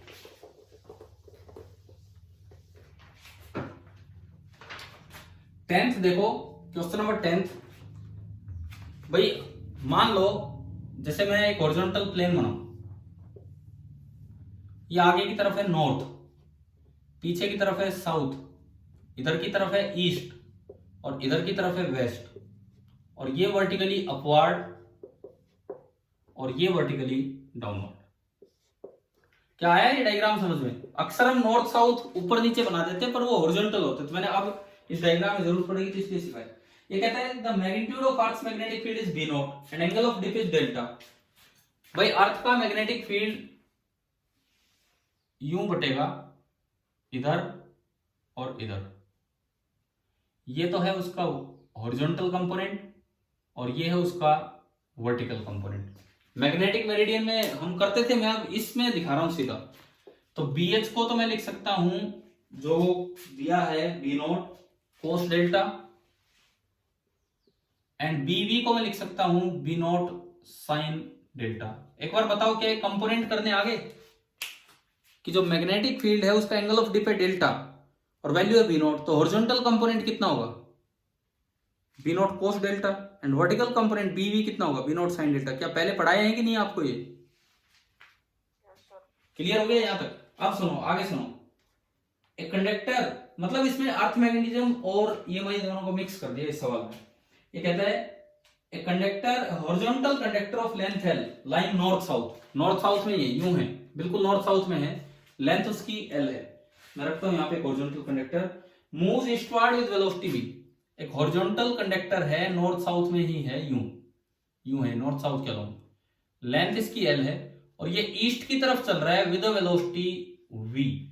ईस्ट की तरफ चल रहा है विद वेलोसिटी v। तो पूछा है कि इसमें EMF इंड्यूस कितना होगा। तो आपको अगर ध्यान हो, EMF इंड्यूस का ट्रांसलेटरी मोशन में हमने ये फॉर्मूला पढ़ा है, बताओ। Yes sir. BLV ये तब होता है जब B, L और V तीनों एक दूसरे के क्या हो? परपेंडिकुलर। तब होता है BLV। पढ़ रखा है ना ये तो आपने, ठीक है। अब सुने, ट्रांसलेटरी मोशन का एक फॉर्मूला आपने पढ़ रखा है। अब सुनिए, अगर इनमें कोई भी दो पैरेलल हो गए तो EMF इंड्यूस नहीं होगा। एक बार देख के बताओ क्या L और BH पैरेलल है कि नहीं? L और BH डायग्राम में देख के बताओ, क्या L और BH पैरेलल है कि नहीं है? अरे बोलो, डायग्राम में देख के बताओ। BH जो है वो भी साउथ से नॉर्थ की तरफ है और L है वो भी नॉर्थ साउथ डायरेक्शन। क्या L और BH पैरेलल हैं कि नहीं, बोलिए। पैरेलल है। तो उसकी वजह से कोई ईएमएफ इंड्यूस नहीं होता। ईएमएफ तब इंड्यूस होगा जब ये इस तरह से हो। अब आप BV को चेक करो, BH की वजह से तो कोई ईएमएफ इंड्यूस होगा नहीं। BV नीचे, L आगे और वेलोसिटी उधर। क्या BV, L और H, BV, L और V क्या तीनों एक दूसरे के परपेंडिकुलर हैं या नहीं, बताओ। Yes sir. है ना, तीनों एक दूसरे के परपेंडिकुलर हैं, तो जो ईएमएफ इंड्यूस होगा वो हो जाएगा BV into L into V, और BV की वैल्यू है B नॉट साइन डेल्टा। तो ये आप उसमें पुट करते हैं, आंसर आ जाता। ठीक है, एक अच्छा सवाल था, आया समझ में। Yes sir. चलिए आगे देखिए, ये आपका हुआ क्वेश्चन नंबर 10। उसके बाद क्वेश्चन नंबर 11। 11 देखो, the peak value of alternating current is 5 ampere and its frequency is 60 hertz. भाई पीक वैल्यू है 5 एम्पियर, मतलब I नॉट। फ्रीक्वेंसी दे रखी है कितनी, 50 नहीं, इस सवाल में दी है 60 हर्ट्ज। फ्रीक्वेंसी 60 हर्ट्ज है तो टाइम पीरियड कितना हो गया, 1/60। 1/60 सेकंड। तो ये कहता है कि जीरो से पीक वैल्यू आने में कितना टाइम लगेगा, जीरो से पीक वैल्यू आने में कितना टाइम लगता है, बताओ। बताया होगा आपको ग्राफ से, T/4। T/4। तो 1/4 करना था। ये तो बड़ा आसान सवाल था अगर आप ध्यान से। 1/240। कितने बच्चों ने सही किया ये वाला सवाल। सही था सही सर। था ठीक है सर। ठीक है सही था सर। ठीक है। सही था सर। अच्छा अब चलते हैं 12th और 13th। पहले मैं 13th बता देता हूँ, फिर 12th पे चलूंगा। क्वेश्चन नंबर 13th देख लीजिए पहले आप। An alternating current having peak value 14 ampere is used to heat a metal wire। एक 14 एम्पियर की पीक वैल्यू है, तो कह रहा है उतना ही हीटिंग इफेक्ट प्रोड्यूस करे, तो उसके लिए कांस्टेंट करंट क्या यूज करूं। आरएमएस को कैसे डिफाइन किया था हमने, आरएमएस डिफाइन किया था हमने, कांस्टेंट का हीट और जो वेरिएबल करंट फ्लो करेगा उसमें हीट सेम हो ना। मैंने बताया था कि नहीं क्लास में, यही पूछना चाह रहा हूं, क्या हीट से रिलेट किया था आरएमएस को। बताया था सर। हाँ, कि एक वेरिएबल करंट फ्लो कर रहा है, उसने जो हीट प्रोड्यूस की उसकी बजाय अगर एक कांस्टेंट करंट भेजो वो भी इतनी हीट प्रोड्यूस कर दे, तो वो होगी इसकी आरएमएस वैल्यू। तो अब ये कहता है एक अल्टरनेटिव करंट है जिसकी पीक वैल्यू है 14, तो आरएमएस कितनी होगी बताएं। कुछ नहीं दिया तो साइनसॉइडल मानना होता है। तो आई आरएमएस कितनी होगी, 14/√2। पढ़ाना ही हमने, पढ़ रखा है। तो अगर पीक वैल्यू 14 है तो आरएमएस वैल्यू होगी 14/√2। तो अब ये कहता है इतनी ही हीटिंग इफेक्ट के लिए कांस्टेंट करंट क्या भेजो, मतलब बोलने का तरीका चेंज हो गया। वो आपसे क्या पूछना चाह रहा है इसकी, उसने आरएमएस को डिफाइन कर दिया भाई। हाँ, वो ये कह रहा है कि इस वेरिएबल, ऊपर वाले वेरिएबल करंट ने जो हीट प्रोड्यूस की होगी उसकी बजाय मैं कांस्टेंट करंट क्या भेजू कि उतनी हीट प्रोड्यूस हो जाए, यानी कि ऊपर वाले की आरएमएस वैल्यू बताओ। तो आरएमएस वैल्यू होगी 14/√2। अब इसको सोल्व कैसे करना है, √2 से ऊपर नीचे मल्टीप्लाई कर लो, तो ये 2 × √2 बन गया, क्योंकि √2 से डिवाइड करना मुश्किल है। ये कर लिया हमने, ये बन गया 7 × √2। 9.8 के आसपास है। हाँ, तो ये 7 × 1.4, तो नियरली 10 ही तो है, उसमें अबाउट 10 लिखा हुआ है, तो वो इसका आंसर आ गया। ये बताओ, ये 13th क्वेश्चन आया समझ में। Yes sir. अब आए क्वेश्चन नंबर 12 पे। अब आप लौट के ये क्वेश्चन नंबर 12, इसको देखते हैं। The essential difference between AC generator and DC generator is. देखो फर्क क्या है, सुनिए। पहले मैं बता रहा हूं एसी जनरेटर, ये उसकी आर्मेचर कॉइल है। इसमें क्या होता है, एक पूरी स्लिप रिंग एक से अटैच होती है, पूरी स्लिप रिंग एक से अटैच होगी, दूसरा जाके अपनी अलग स्लिप रिंग बना रहा होगा। ये स्लिप रिंग मैंने नाम दी R1, ये स्लिप रिंग नाम दी R2। इसके साथ इसकी ब्रश लगी होती है B1 कार्बन ब्रशेज, और इसके साथ इसकी ब्रश लगी होती है B2, और ये बाहर टर्मिनल बन के निकलती है, जनरेटर के टर्मिनल, जिनके साथ आप लोड अटैच कर सकते हो, जिनके साथ आप लोड अटैच कर सकते हो। ये अब ये ब्रशेज और ये रिंग, इनका कॉन्टेक्ट चेंज नहीं होगा। मतलब इस जनरेटर में R1 केवल B1 पे रहेगी पूरे रोटेशन में, और R2 केवल B2 पे रहेगी पूरे रोटेशन में। पहले आप एसी जनरेटर में सीखिए, आपने एक मैग्नेटिक फील्ड लगा रखा था इधर, है ना, ऐसे लगाया था हमने नॉर्थ साउथ, ये मैग्नेटिक फील्ड लगाया। और भाई इसको घुमा दिया। अब आप समझो, मुझे एक बार याद दिलाओ हमने कैसे घुमाया था। इसको अंदर ले गए थे कि इसको बाहर लाए थे, वही सिखा दूंगा आपको। इसको इधर वाले को, अरे बताओ जल्दी। बाहर लेके आए थे। इसको बाहर और उसको अंदर, ये था। Yes sir. तो मान लो ये ऐसे रोटेट हुआ। अब देखो आप, मैंने इसको नाम दिया ABCD, R1 B1 R2 B2, और ये बाहर वालों को नाम दे दिया X और Y। अब देखना अच्छे से, जब आधा शुरू का आधा टर्न स्टार्ट हुआ, ए भी बाहर आने लगा, फ्लेमिंग राइट हैंड रूल लगाओ, फ्लेमिंग राइट हैंड रूल। पहली उंगली बी की तरफ, बी किधर है आगे, थंब मोशन की तरफ, मोशन बाहर हो रहा है तो अंगूठा बाहर, तो ये दूसरी उंगली ए से बी जा रही है कि बी से?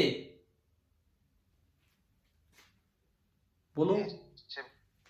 पहली उंगली बी की तरफ, अंगूठा मोशन की तरफ, तो दूसरी उंगली ए से बी जा रही है कि बी से? बोलिए। ए से बी। तो इसमें करंट ऐसे जनरेट हुआ, चाहे उसमें आप चेक कर लो।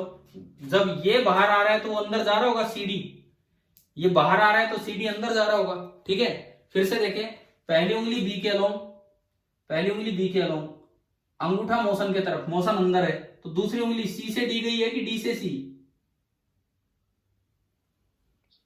बोलो। C से D, और आनी भी चाहिए क्योंकि ये करंट घूम के ऐसे आएगा।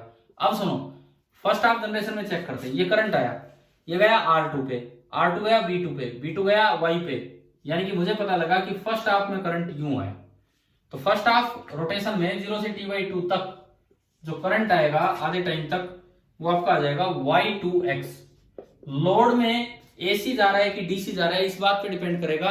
अगर करंट की डायरेक्शन बार बार चेंज होती रही, अगर करंट की डायरेक्शन बार बार चेंज होती रही तो वो AC है, और अगले हाफ रोटेशन में भी यही करंट, यही डायरेक्शन गई तो वो DC है। चेक करते हैं। अब देखो, जब आधा टर्न हो चुका होगा तो AB तो उधर गया और CD इधर आ गया। समझ गए हो?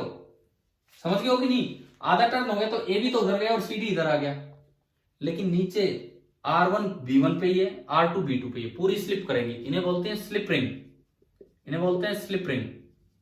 अब देखो, मैं मिटा दूं ABCD, अगर आपको ध्यान रह गया है तो। ये अगला हाफ रोटेशन में स्टार्ट करूं, अगला आधा रोटेशन।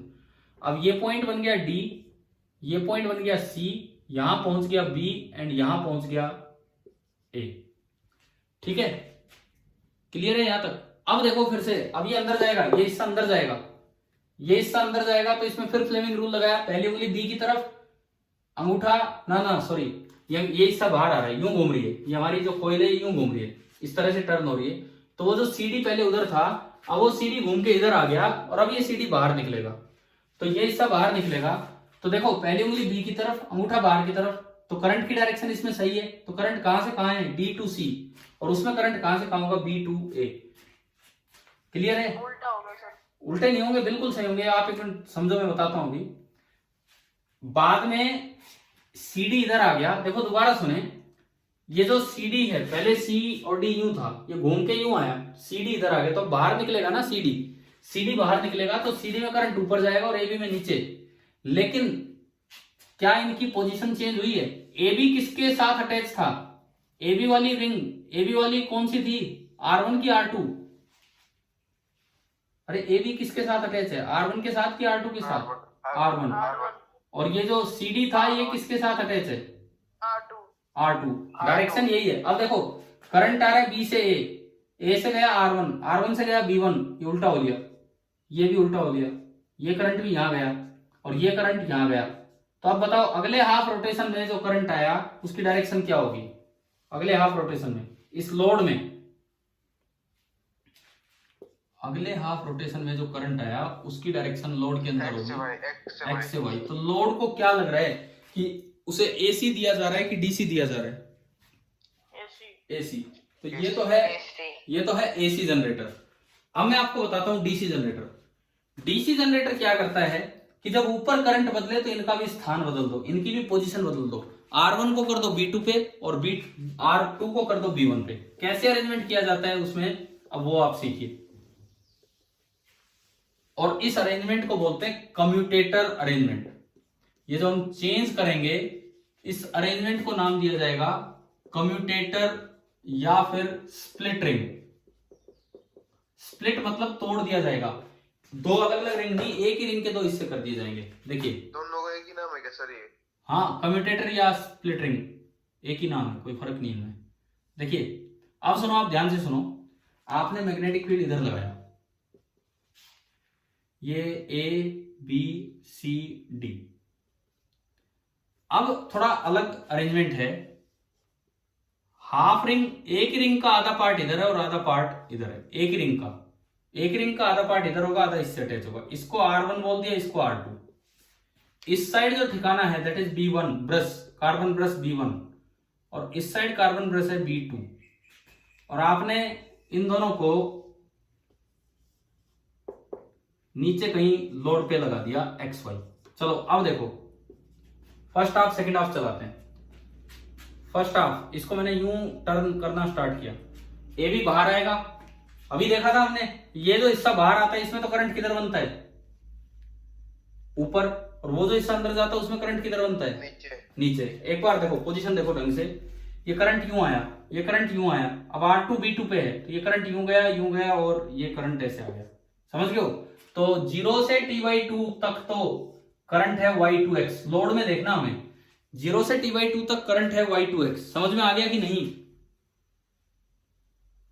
आया? अब देखो T/2 से T, अब ये बस एक चेंज है, वो देखिए आप T/2 से T। उस दिन थोड़ा टाइम कम था तो इसलिए मैं जनरेटर पूरा नहीं करवा पाया, टाइम कम था तो मैंने वैसे बताया था।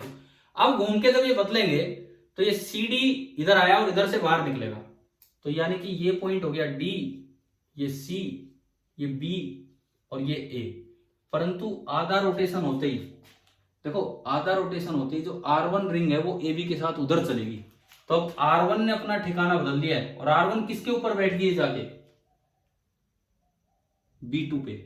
और जो R2 रिंग थी जो CD के साथ अटैच थी, स्प्लिट रिंग, हाफ रिंग, वो किस पे आ गई है? B1 पे। समझ में आया?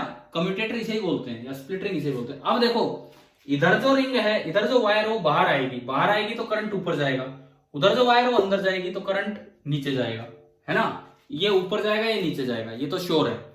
अब इसके बाद देखिए, इसके बाद जब ये करंट यूं आ रहा है तो R1 अब B1 पे थोड़ी है, R1 किस पे आ चुकी है? अब B2 पे। तो इससे आगे तो करंट यूं ही गया पूरा, इससे आगे तो करंट यूं ही गया। तो क्या लोड में करंट चेंज हुआ कि नहीं हुआ, ये बताओ? नहीं हुआ। मतलब ऊपर करंट बदला तो इन दोनों ने अपनी पोजीशन बदल ली ताकि लोड को कोई फर्क ना पड़े। तो इसमें अब भी करंट गया Y2X। तो ये AC है कि DC है? DC। तो क्या अभी बताओ? और अब ये question number 12, the essential difference, ना ऊपर कोई बदलाव ना नीचे कोई बदलाव, बस बीच में एक बदलाव। The essential difference between AC generator and DC generator is that, क्या है जो बदलाव है वो? कि AC जनरेटर में स्लिप रिंग होती है, इसमें कम्यूटेटर बोल दो चाहे स्प्लिट रिंग बोल दो। शायद आपको ये पूरा CPP 18 तो क्लियर हो गया, ठीक है? Yes sir. अब CPP 17 के कुछ 6 सवाल और बचे हैं, फटाफट उन पे आते हैं। देखो डिस्कशन में ही आप कई नई बातें सीखते जा रहे हैं।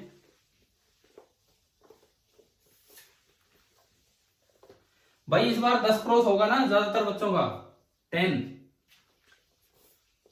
और जो अपना टारगेट 13 पे सेट करें वो कर लें, 13 आ जाए तो बहुत ही अच्छी बात है, क्योंकि पिछले 1-2 टेस्ट से 13 आउट ऑफ 13 आ भी नहीं पाए हैं। इस बार थोड़ी एक्स्ट्रा मेहनत भी की आप लोगों ने, तो देखते हैं कितना होता है। क्वेश्चन नंबर 8, CPP नंबर 17 का question number 8।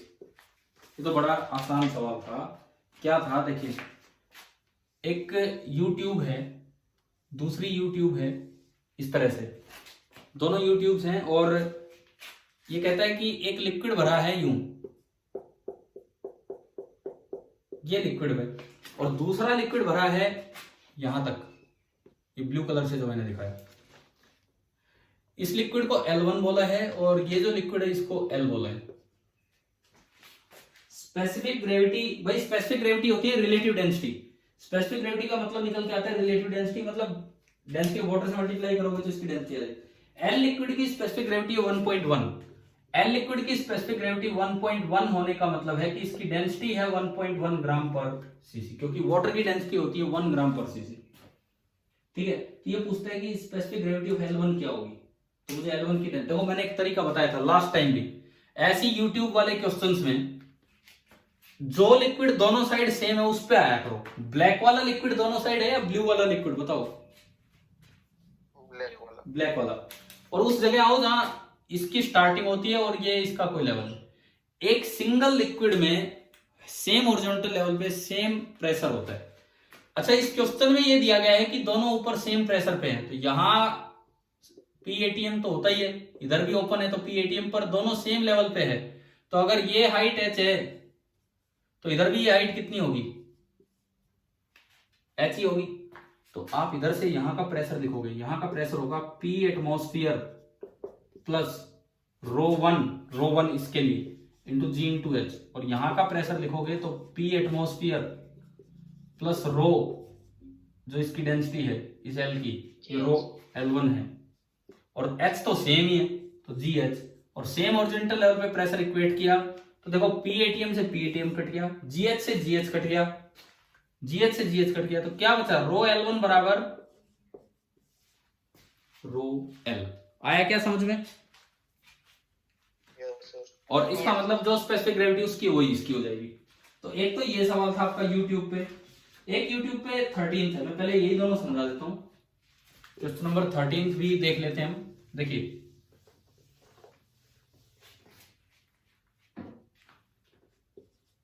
Question number 13th, a YouTube with both hands open to atmosphere, दोनों के दोनों end again open to atmosphere है इसके, तो ऊपर तो दोनों पे एटमॉस्फेरिक प्रेशर होगा। इसमें डायग्राम दिखाता हूं मैं। यहां ये वाली साइड ऊपर है, दूसरी साइड कुछ नहीं है, दूसरी साइड थोड़ा 10 mm नीचे से स्टार्ट होता है, दूसरी साइड 10 mm नीचे से स्टार्ट हो रहा है, यानी कि यहां तो यहां का एटमॉस्फेयर है और यहां पे प्रेशर है P एटमॉस्फेयर। एक ऑयल भरा हुआ है, ये ऑयल भरा हुआ है पूरा, बस वही इक्वेशन बनानी है और कुछ करना ही नहीं है। यहां तक ऑयल है, इसके बाद पानी भरा हुआ है, और ये जो पूरा ही पानी है यहां से लेके यहां तक, डॉट से दिखा देता हूं, ये पूरा पानी भरा हुआ है यहां तक, यहां से और यहां तक। कुछ इन्होंने वो बता रखे हैं कि ये गैप है 10 mm, और ये जो लेवल है इससे 65 mm इनिशियल वाटर लेवल। शुरू में जब ऑयल नहीं डाला था तो पानी यहां तक था, लेकिन ऑयल डालने से पानी और 65 mm ऊपर चला गया। ऑयल डालने से पानी यहां आ गया, ऑयल डालने से पानी यहां आ गया। अब फाइनल ये है, इसका कोई काम नहीं, हमें बस ये देखना है। तो पूछा है डेंसिटी ऑफ ऑयल बतानी है। डेंसिटी ऑफ ऑयल बताओ भाई, दोनों साइड क्या कॉमन है, ऑयल की वाटर। ऐसी कौन सी चीज है जो दोनों साइड है, ऑयल या वाटर? वाटर। सेम लेवल वाला पॉइंट कहां ढूंढू, ऑयल से नीचे हो, ये रहा। यहां का प्रेशर लिख दो, यहां का प्रेशर लिख दो, इक्वेट कर दो। क्या सेम क्वेश्चन है कि नहीं, बताओ, आ रहा है समझ में? यहां का pressure P atmosphere plus density of oil into G into H। H कितना है ये, 65 120 और 10 कितना हो गया पूरा, 130 mm। आया समझ में, है ना? अब इधर का लिखवा दो, इधर का P atmosphere plus density of water 1000, क्योंकि kg पर मीटर क्यूब में ऑप्शन है इसलिए, into G into H। H कितना है ये, H 120 mm। mm से mm कट जाएगा, आपको दोनों प्रेशर इक्वेट करने हैं। PATM से PATM गया, G से G गया, तो density of oil I 1000 kilogram पर मीटर क्यूब। ये तो डेंसिटी ऑफ ऑयल है, 65 और 65, अच्छा ये 130 आएगा और ये कितना आएगा 140। ठीक है, थैंक यू। देखो तो into 130 mm upon 140 mm, mm से mm गया 13/14, तो ये 1 से कम है, तो मतलब 1000 से कम आएगा। तो 1000 से कम ये 928 आ जाएगा, इसका आंसर जो है ये आप सोल्व करोगे तो आ जाएगा 928 किलोग्राम पर मीटर क्यूब। आप बताओ क्या आगे से YouTube वाले क्वेश्चंस हो जाया करेंगे ये इस तरह के? Yes sir. कैसा ही हो यही करना है, कैसा ही सवाल हो यही करना है। चलो 2 सवाल तो ये हो गए। इसके बाद एक है पास्कल्स लॉ पे 9। बस मैं ये पेपर पूरा करवा देता हूं, फिर आप फ्री हो, अपने पेपर आराम से दीजिए, नेट सेट दोनों, और अच्छे ही होंगे आपके, डेफिनेटली अच्छे होंगे। देखिए क्वेश्चन नंबर 9, पास्कल्स लॉ। भाई ये बताओ पास्कल लॉ की स्टेटमेंट दी थी मैंने आपको उस दिन, बुक से पढ़ाई थी आपकी। पास्कल लॉ क्या कहता है कि कन्फाइंड लिक्विड में, मारेंगे तो सेम हो जाएगा सारी जगह प्रेशर। दोबारा सुनो, पास्कल लॉ क्या कहता है, मेरी बात बताना है सही है गलत है। एक कन्फाइंड लिक्विड है, इक्विलिब्रियम में है, कि उसमें हर जगह प्रेशर सेम होगा। ये पास्कल्स लॉ है कि नहीं है? सर ये नहीं है। ये कहाँ है पास्कल्स लॉ? अरे कन्फाइंड लिक्विड में हर जगह प्रेशर थोड़ी सेम होगा। यहाँ तो प्रेशर P एटमॉस्फेयर है, यहाँ प्रेशर P एटमॉस्फेयर प्लस रो GH है। क्या एक कन्फाइंड लिक्विड में हर जगह प्रेशर सेम होता है?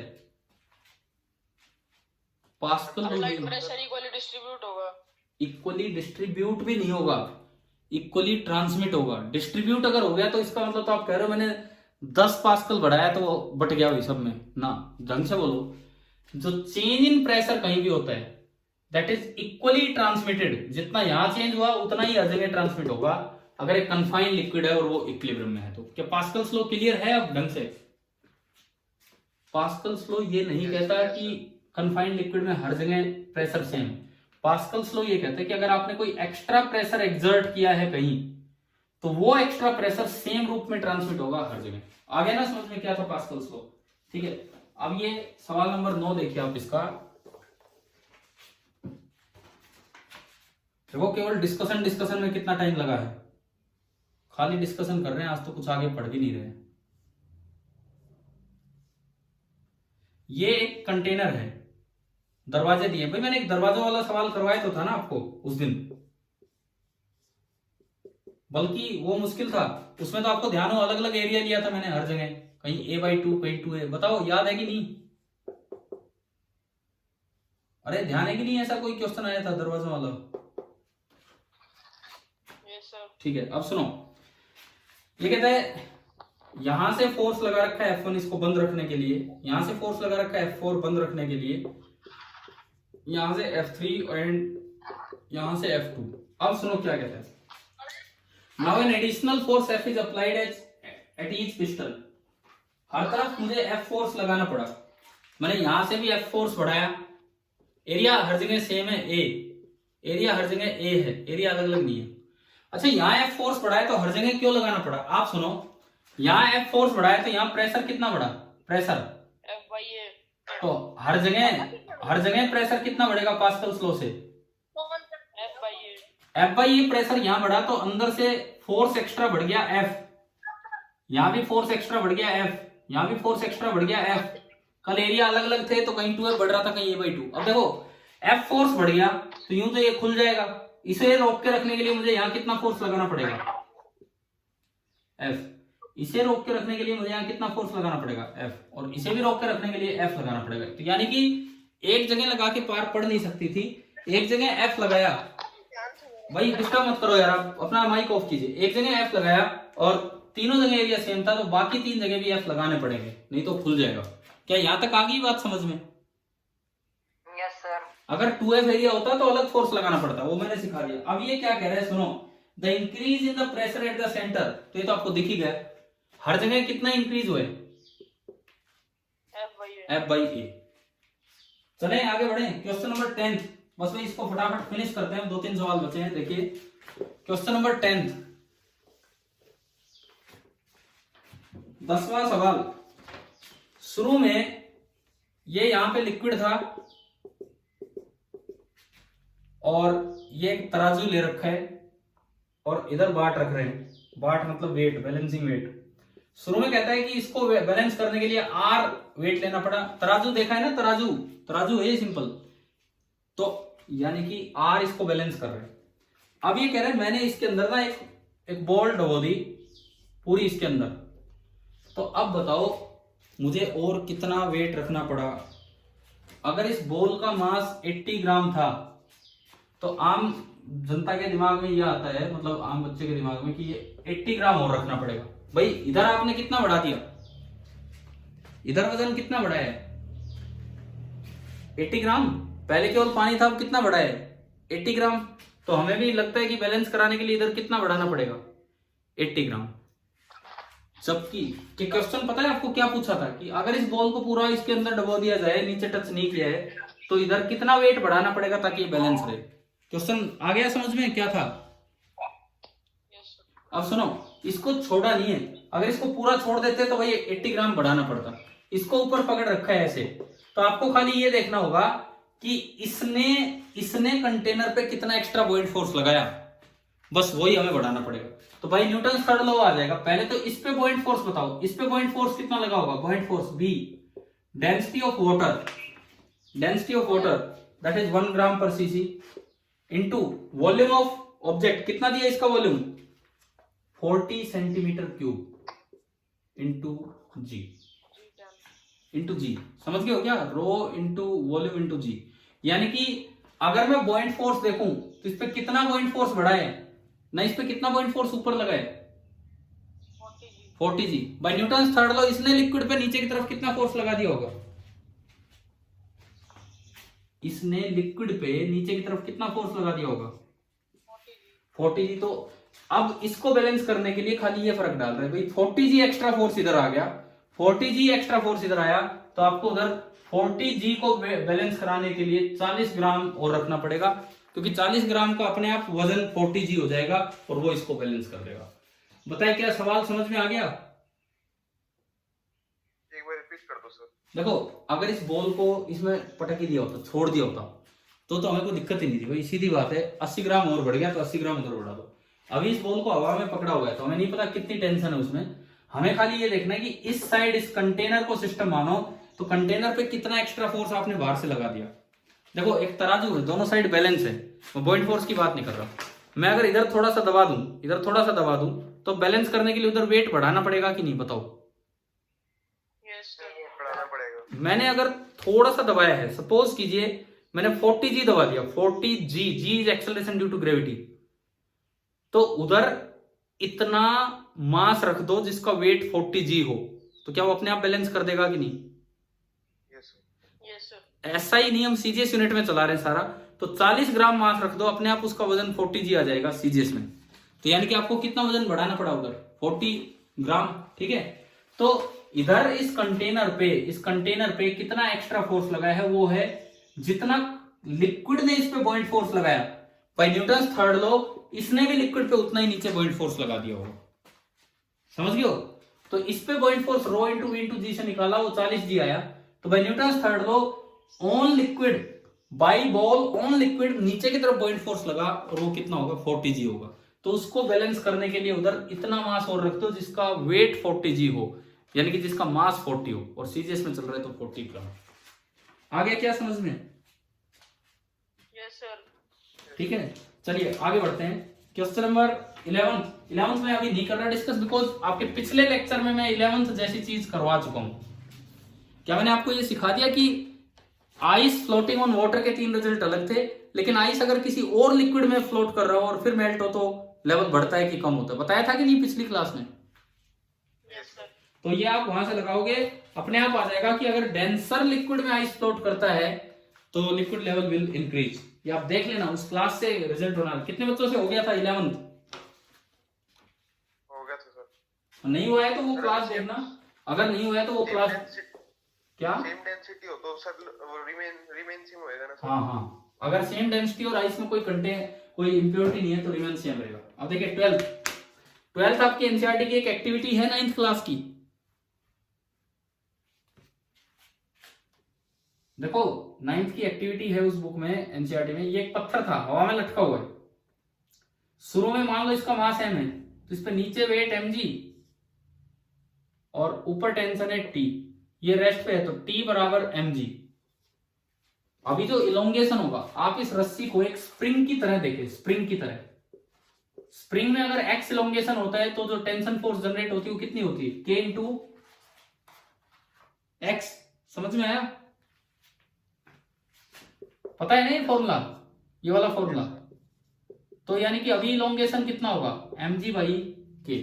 इलोंगेशन निकालने के लिए ऐसे देखना होता है। बताओ एयर में कितना इलोंगेशन है, क्या ये क्लियर हो गया? ठीक है, आखिरी सवाल चल रहा है, मुझे एक बार पार्टिसिपेंट्स देख के बताना कितने हैं क्लास में, इसमें कितने रहे?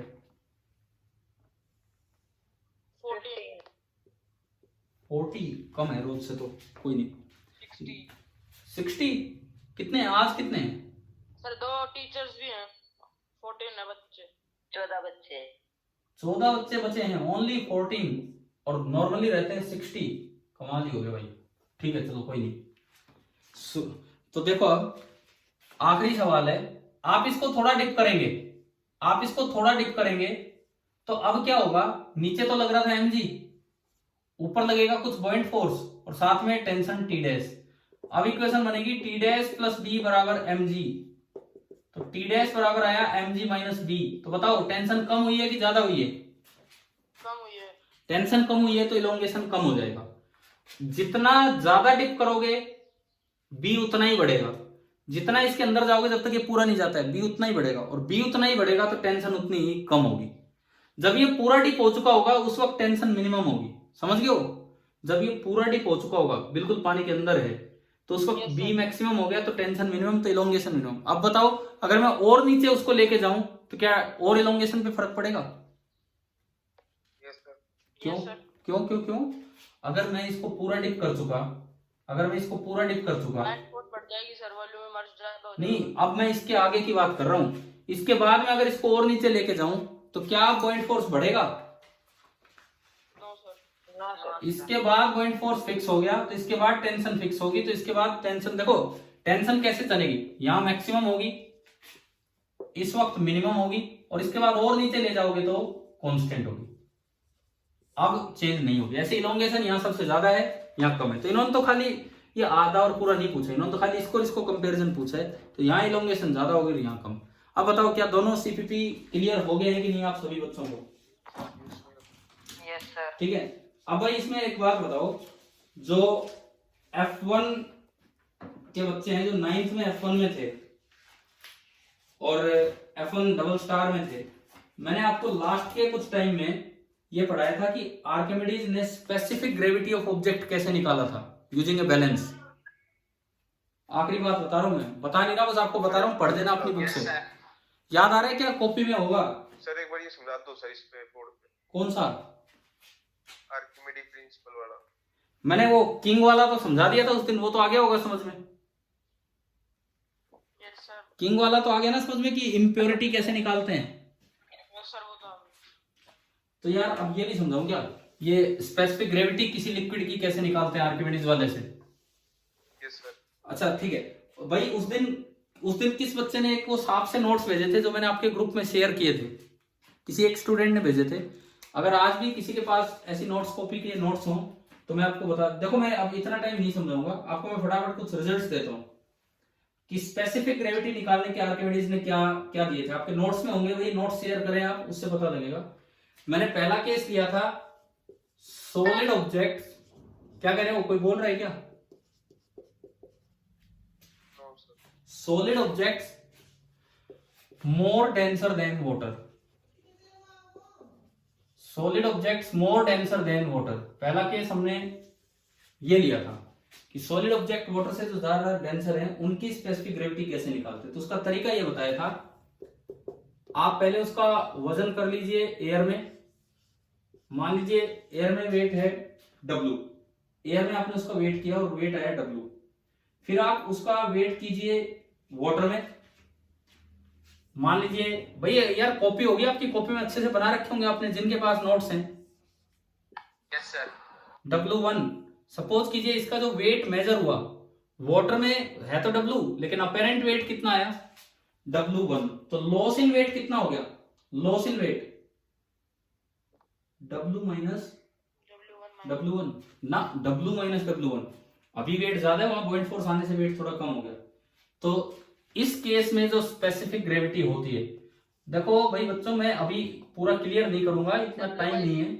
आप एक बार ये फॉर्मूले याद कर लें, और मैं ये अगर ये नोट्स शेयर कर देते तो मैं आपके ग्रुप पे डाल दूंगा, कोई बच्चा अगर भेज देते ये वाले नोट्स, ये जो पार्ट है। ये पहला केस मैंने लिया सॉलिड ऑब्जेक्ट वाटर से जो ज्यादा डेंस है, अगर आप उनको उसकी स्पेसिफिक ग्रेविटी निकालनी तो एक बार उसका वेट एयर में कीजिए, एक बार उसका वेट वाटर में कीजिए, वाटर में वेट कम आएगा, मान लो W1 आया, loss of weight in water निकाल लो, W माइनस W1 है, और W को W माइनस W1 से डिवाइड कर दो। This is the specific gravity और relative density of the object. भाई पहला केस याद हो जाएगा? Yes sir. देखो कैसे आया वो आप समझना, बाद में समझ लेना चाहे, लेकिन एक बार कम से कम ये तीन केस थे शायद, जहां तक मुझे याद है। अब मेरे पास नोट्स तो है नहीं, वो बच्चों को लिखवा रखे हैं। पहला केस क्लियर हो गया सभी को, सॉलिड ऑब्जेक्ट मोर denser then water. Second, solid object less denser then water. यार इसमें याद है हमने एक सिंकर वर्ड यूज किया था कभी 9th में? अरे बताओ, सिंकर वर्ड यूज किया था, सिंकर, या बस मुझे ही ध्यान आ रहा है? 9th में जब आपको पढ़ाया solid object less denser then water, तो उसमें फिर से, अब इसमें दिक्कत क्या है, ये एयर में तो है पूरा वेट W, वाटर में डालोगे तो क्या ये पूरा इसके अंदर जा पाएगा? ये लेस डेंस है वाटर से, तो क्या ये पूरा अंदर जाएगा कि बाहर ही रह जाएगा? बताओ। हाँ, तो अब एक सिंकर, जैसे पत्थर बांध दिया नीचे, उसे बोल देते हैं सिंकर, इस तरह से करते हैं। तो अब आपको ना 3 केस करने पड़ेंगे। एक बार एयर में वेट ले लीजिए, अगर लेस डेंसर देन वाटर है तो ये वाला केस, ठीक है। उसके बाद आप क्या करेंगे, ऑब्जेक्ट के साथ एक सिंकर लगा दीजिए, लेकिन इस तरह एडजस्ट कर लो कि ऑब्जेक्ट पूरा बाहर है और जो सिंकर है, जो पानी से ज्यादा डेंस है, कोई भी सिंकर, वो पानी के पूरा अंदर है। मान लो यहां वेट है W, ऑब्जेक्ट प्लस सिंकर का वेट आया W1, और एक बार आप ऑब्जेक्ट को पूरा पानी के अंदर भी डाल दो इस तरह से कि ऑब्जेक्ट भी और सिंकर भी दोनों पानी के अंदर है। ये ऑब्जेक्ट और ये सिंकर, ये ऊपर अटैच है उसी स्प्रिंग से। अब मान लो वेट आ रहा है W2। अगर ऑब्जेक्ट लेस डेंस है पानी से, अगर ऑब्जेक्ट लेस डेंसर है पानी से, तो आप एक बार ऑब्जेक्ट को बाहर रखो और एक बार ऑब्जेक्ट को पूरा इसके अंदर डाल दो। तो एयर में वेट तो है W, अब लॉस ऑफ वेट इस बार देखना होगा W1 माइनस W2, जब ऑब्जेक्ट पूरा बाहर था और जब ऑब्जेक्ट पूरा अंदर है। पिछली बार सिंकर की जरूरत नहीं पड़ी, इस बार सिंकर की जरूरत। पिछली बार तो डायरेक्ट था W/W माइनस W1। अब बताओ क्या फॉर्मूला बनेगा, सिखाया था हमने 9th में आपको, W/W1 माइनस W2। ये दूसरा केस। अरे इनको समझो, आर्किमिडीज ने ये चीजें बताई थी कि कैसे हम स्पेसिफिक ग्रेविटी निकाल सकते हैं। पता वही सेकंड पार्ट हो गया क्लियर। एक बार एयर में वजन निकाल लो, एक बार उसे एयर में रखो लेकिन एक सिंकर को डाल दो, और एक बार सिंकर और उन दोनों को डाल दो। यहां से यहां कितना लॉस हुआ, उस लॉस से ओरिजिनल वेट इन एयर को डिवाइड कर दो। तो ये आपका था केस सेकंड। भाई एक बार ये बताओ, 9th F1 वाले बच्चे, F1 डबल स्टार वाले, क्या आपके नोट्स में है ये काम? Yes sir. तो वहां से जरूर रिवाइज करना, बिकॉज पता नहीं किस लेवल का कहां से क्या सवाल आ जाए, कहां से किस तरह का पेपर आए। एटलीस्ट इस बार हम पूरी कोशिश कर रहे हैं कि आप बहुत अच्छा स्कोर करें। एक और केस लिया था, वो मुझे ध्यान नहीं आ रहा क्या करवाया था आपको, एक और भी केस इसमें करवाया था। क्या लिया था इसके अलावा बताओ। मैंने 3 केस करवाए थे वहां पे, 3 केस करवाए थे, और उसमें क्या लिया था कुछ याद है क्या किसी को? ये नोट्स हो आपके पास, कुछ याद है या नोट्स हो कुछ भी? हाँ मैं बताता हूँ। एक तीसरा जो केस लिया था वो मैंने लिया था लिक्विड ऑब्जेक्ट। तीसरा जो केस आपको करवाया होगा that will be liquid object. Object खुद एक लिक्विड है, मोर डेंसर देन वाटर। देख लो, डायरेक्ट देखो, ऑब्जेक्ट खुद अपने आप में एक लिक्विड है and that is more denser then water. इसमें देखिए किस तरह से specific gravity of that liquid object निकाली जाती है। सबसे पहले आप कोई भी अपनी तरफ से एक ऑब्जेक्ट लो, कोई भी एक सिंकर लो, एक सिंकर मतलब जो ज्यादा डेंसर हो, एक सिंकर लीजिए जो ज्यादा डेंसर है। देखो यहाँ पे ये कोई जरूरी नहीं था कि लिक्विड मोर डेंसर लेना था, एक लिक्विड है अदर देन वाटर। आपने क्या किया, एक सिंकर लिया हवा में जो दोनों में डूब जाए, इस तरह का सिंकर जो दोनों से डेंस हो। तो इसका वेट इन एयर सपोज कीजिए आया W, वेट इन एयर आया W। एक बार आप उसको लिक्विड में डाल दो, एक बार आप उसको लिक्विड में डाल दो, और एक बार आप उसको ऑब्जेक्ट में डाल दो। सिंकर है तो दोनों में डूबेगा ही डूबेगा।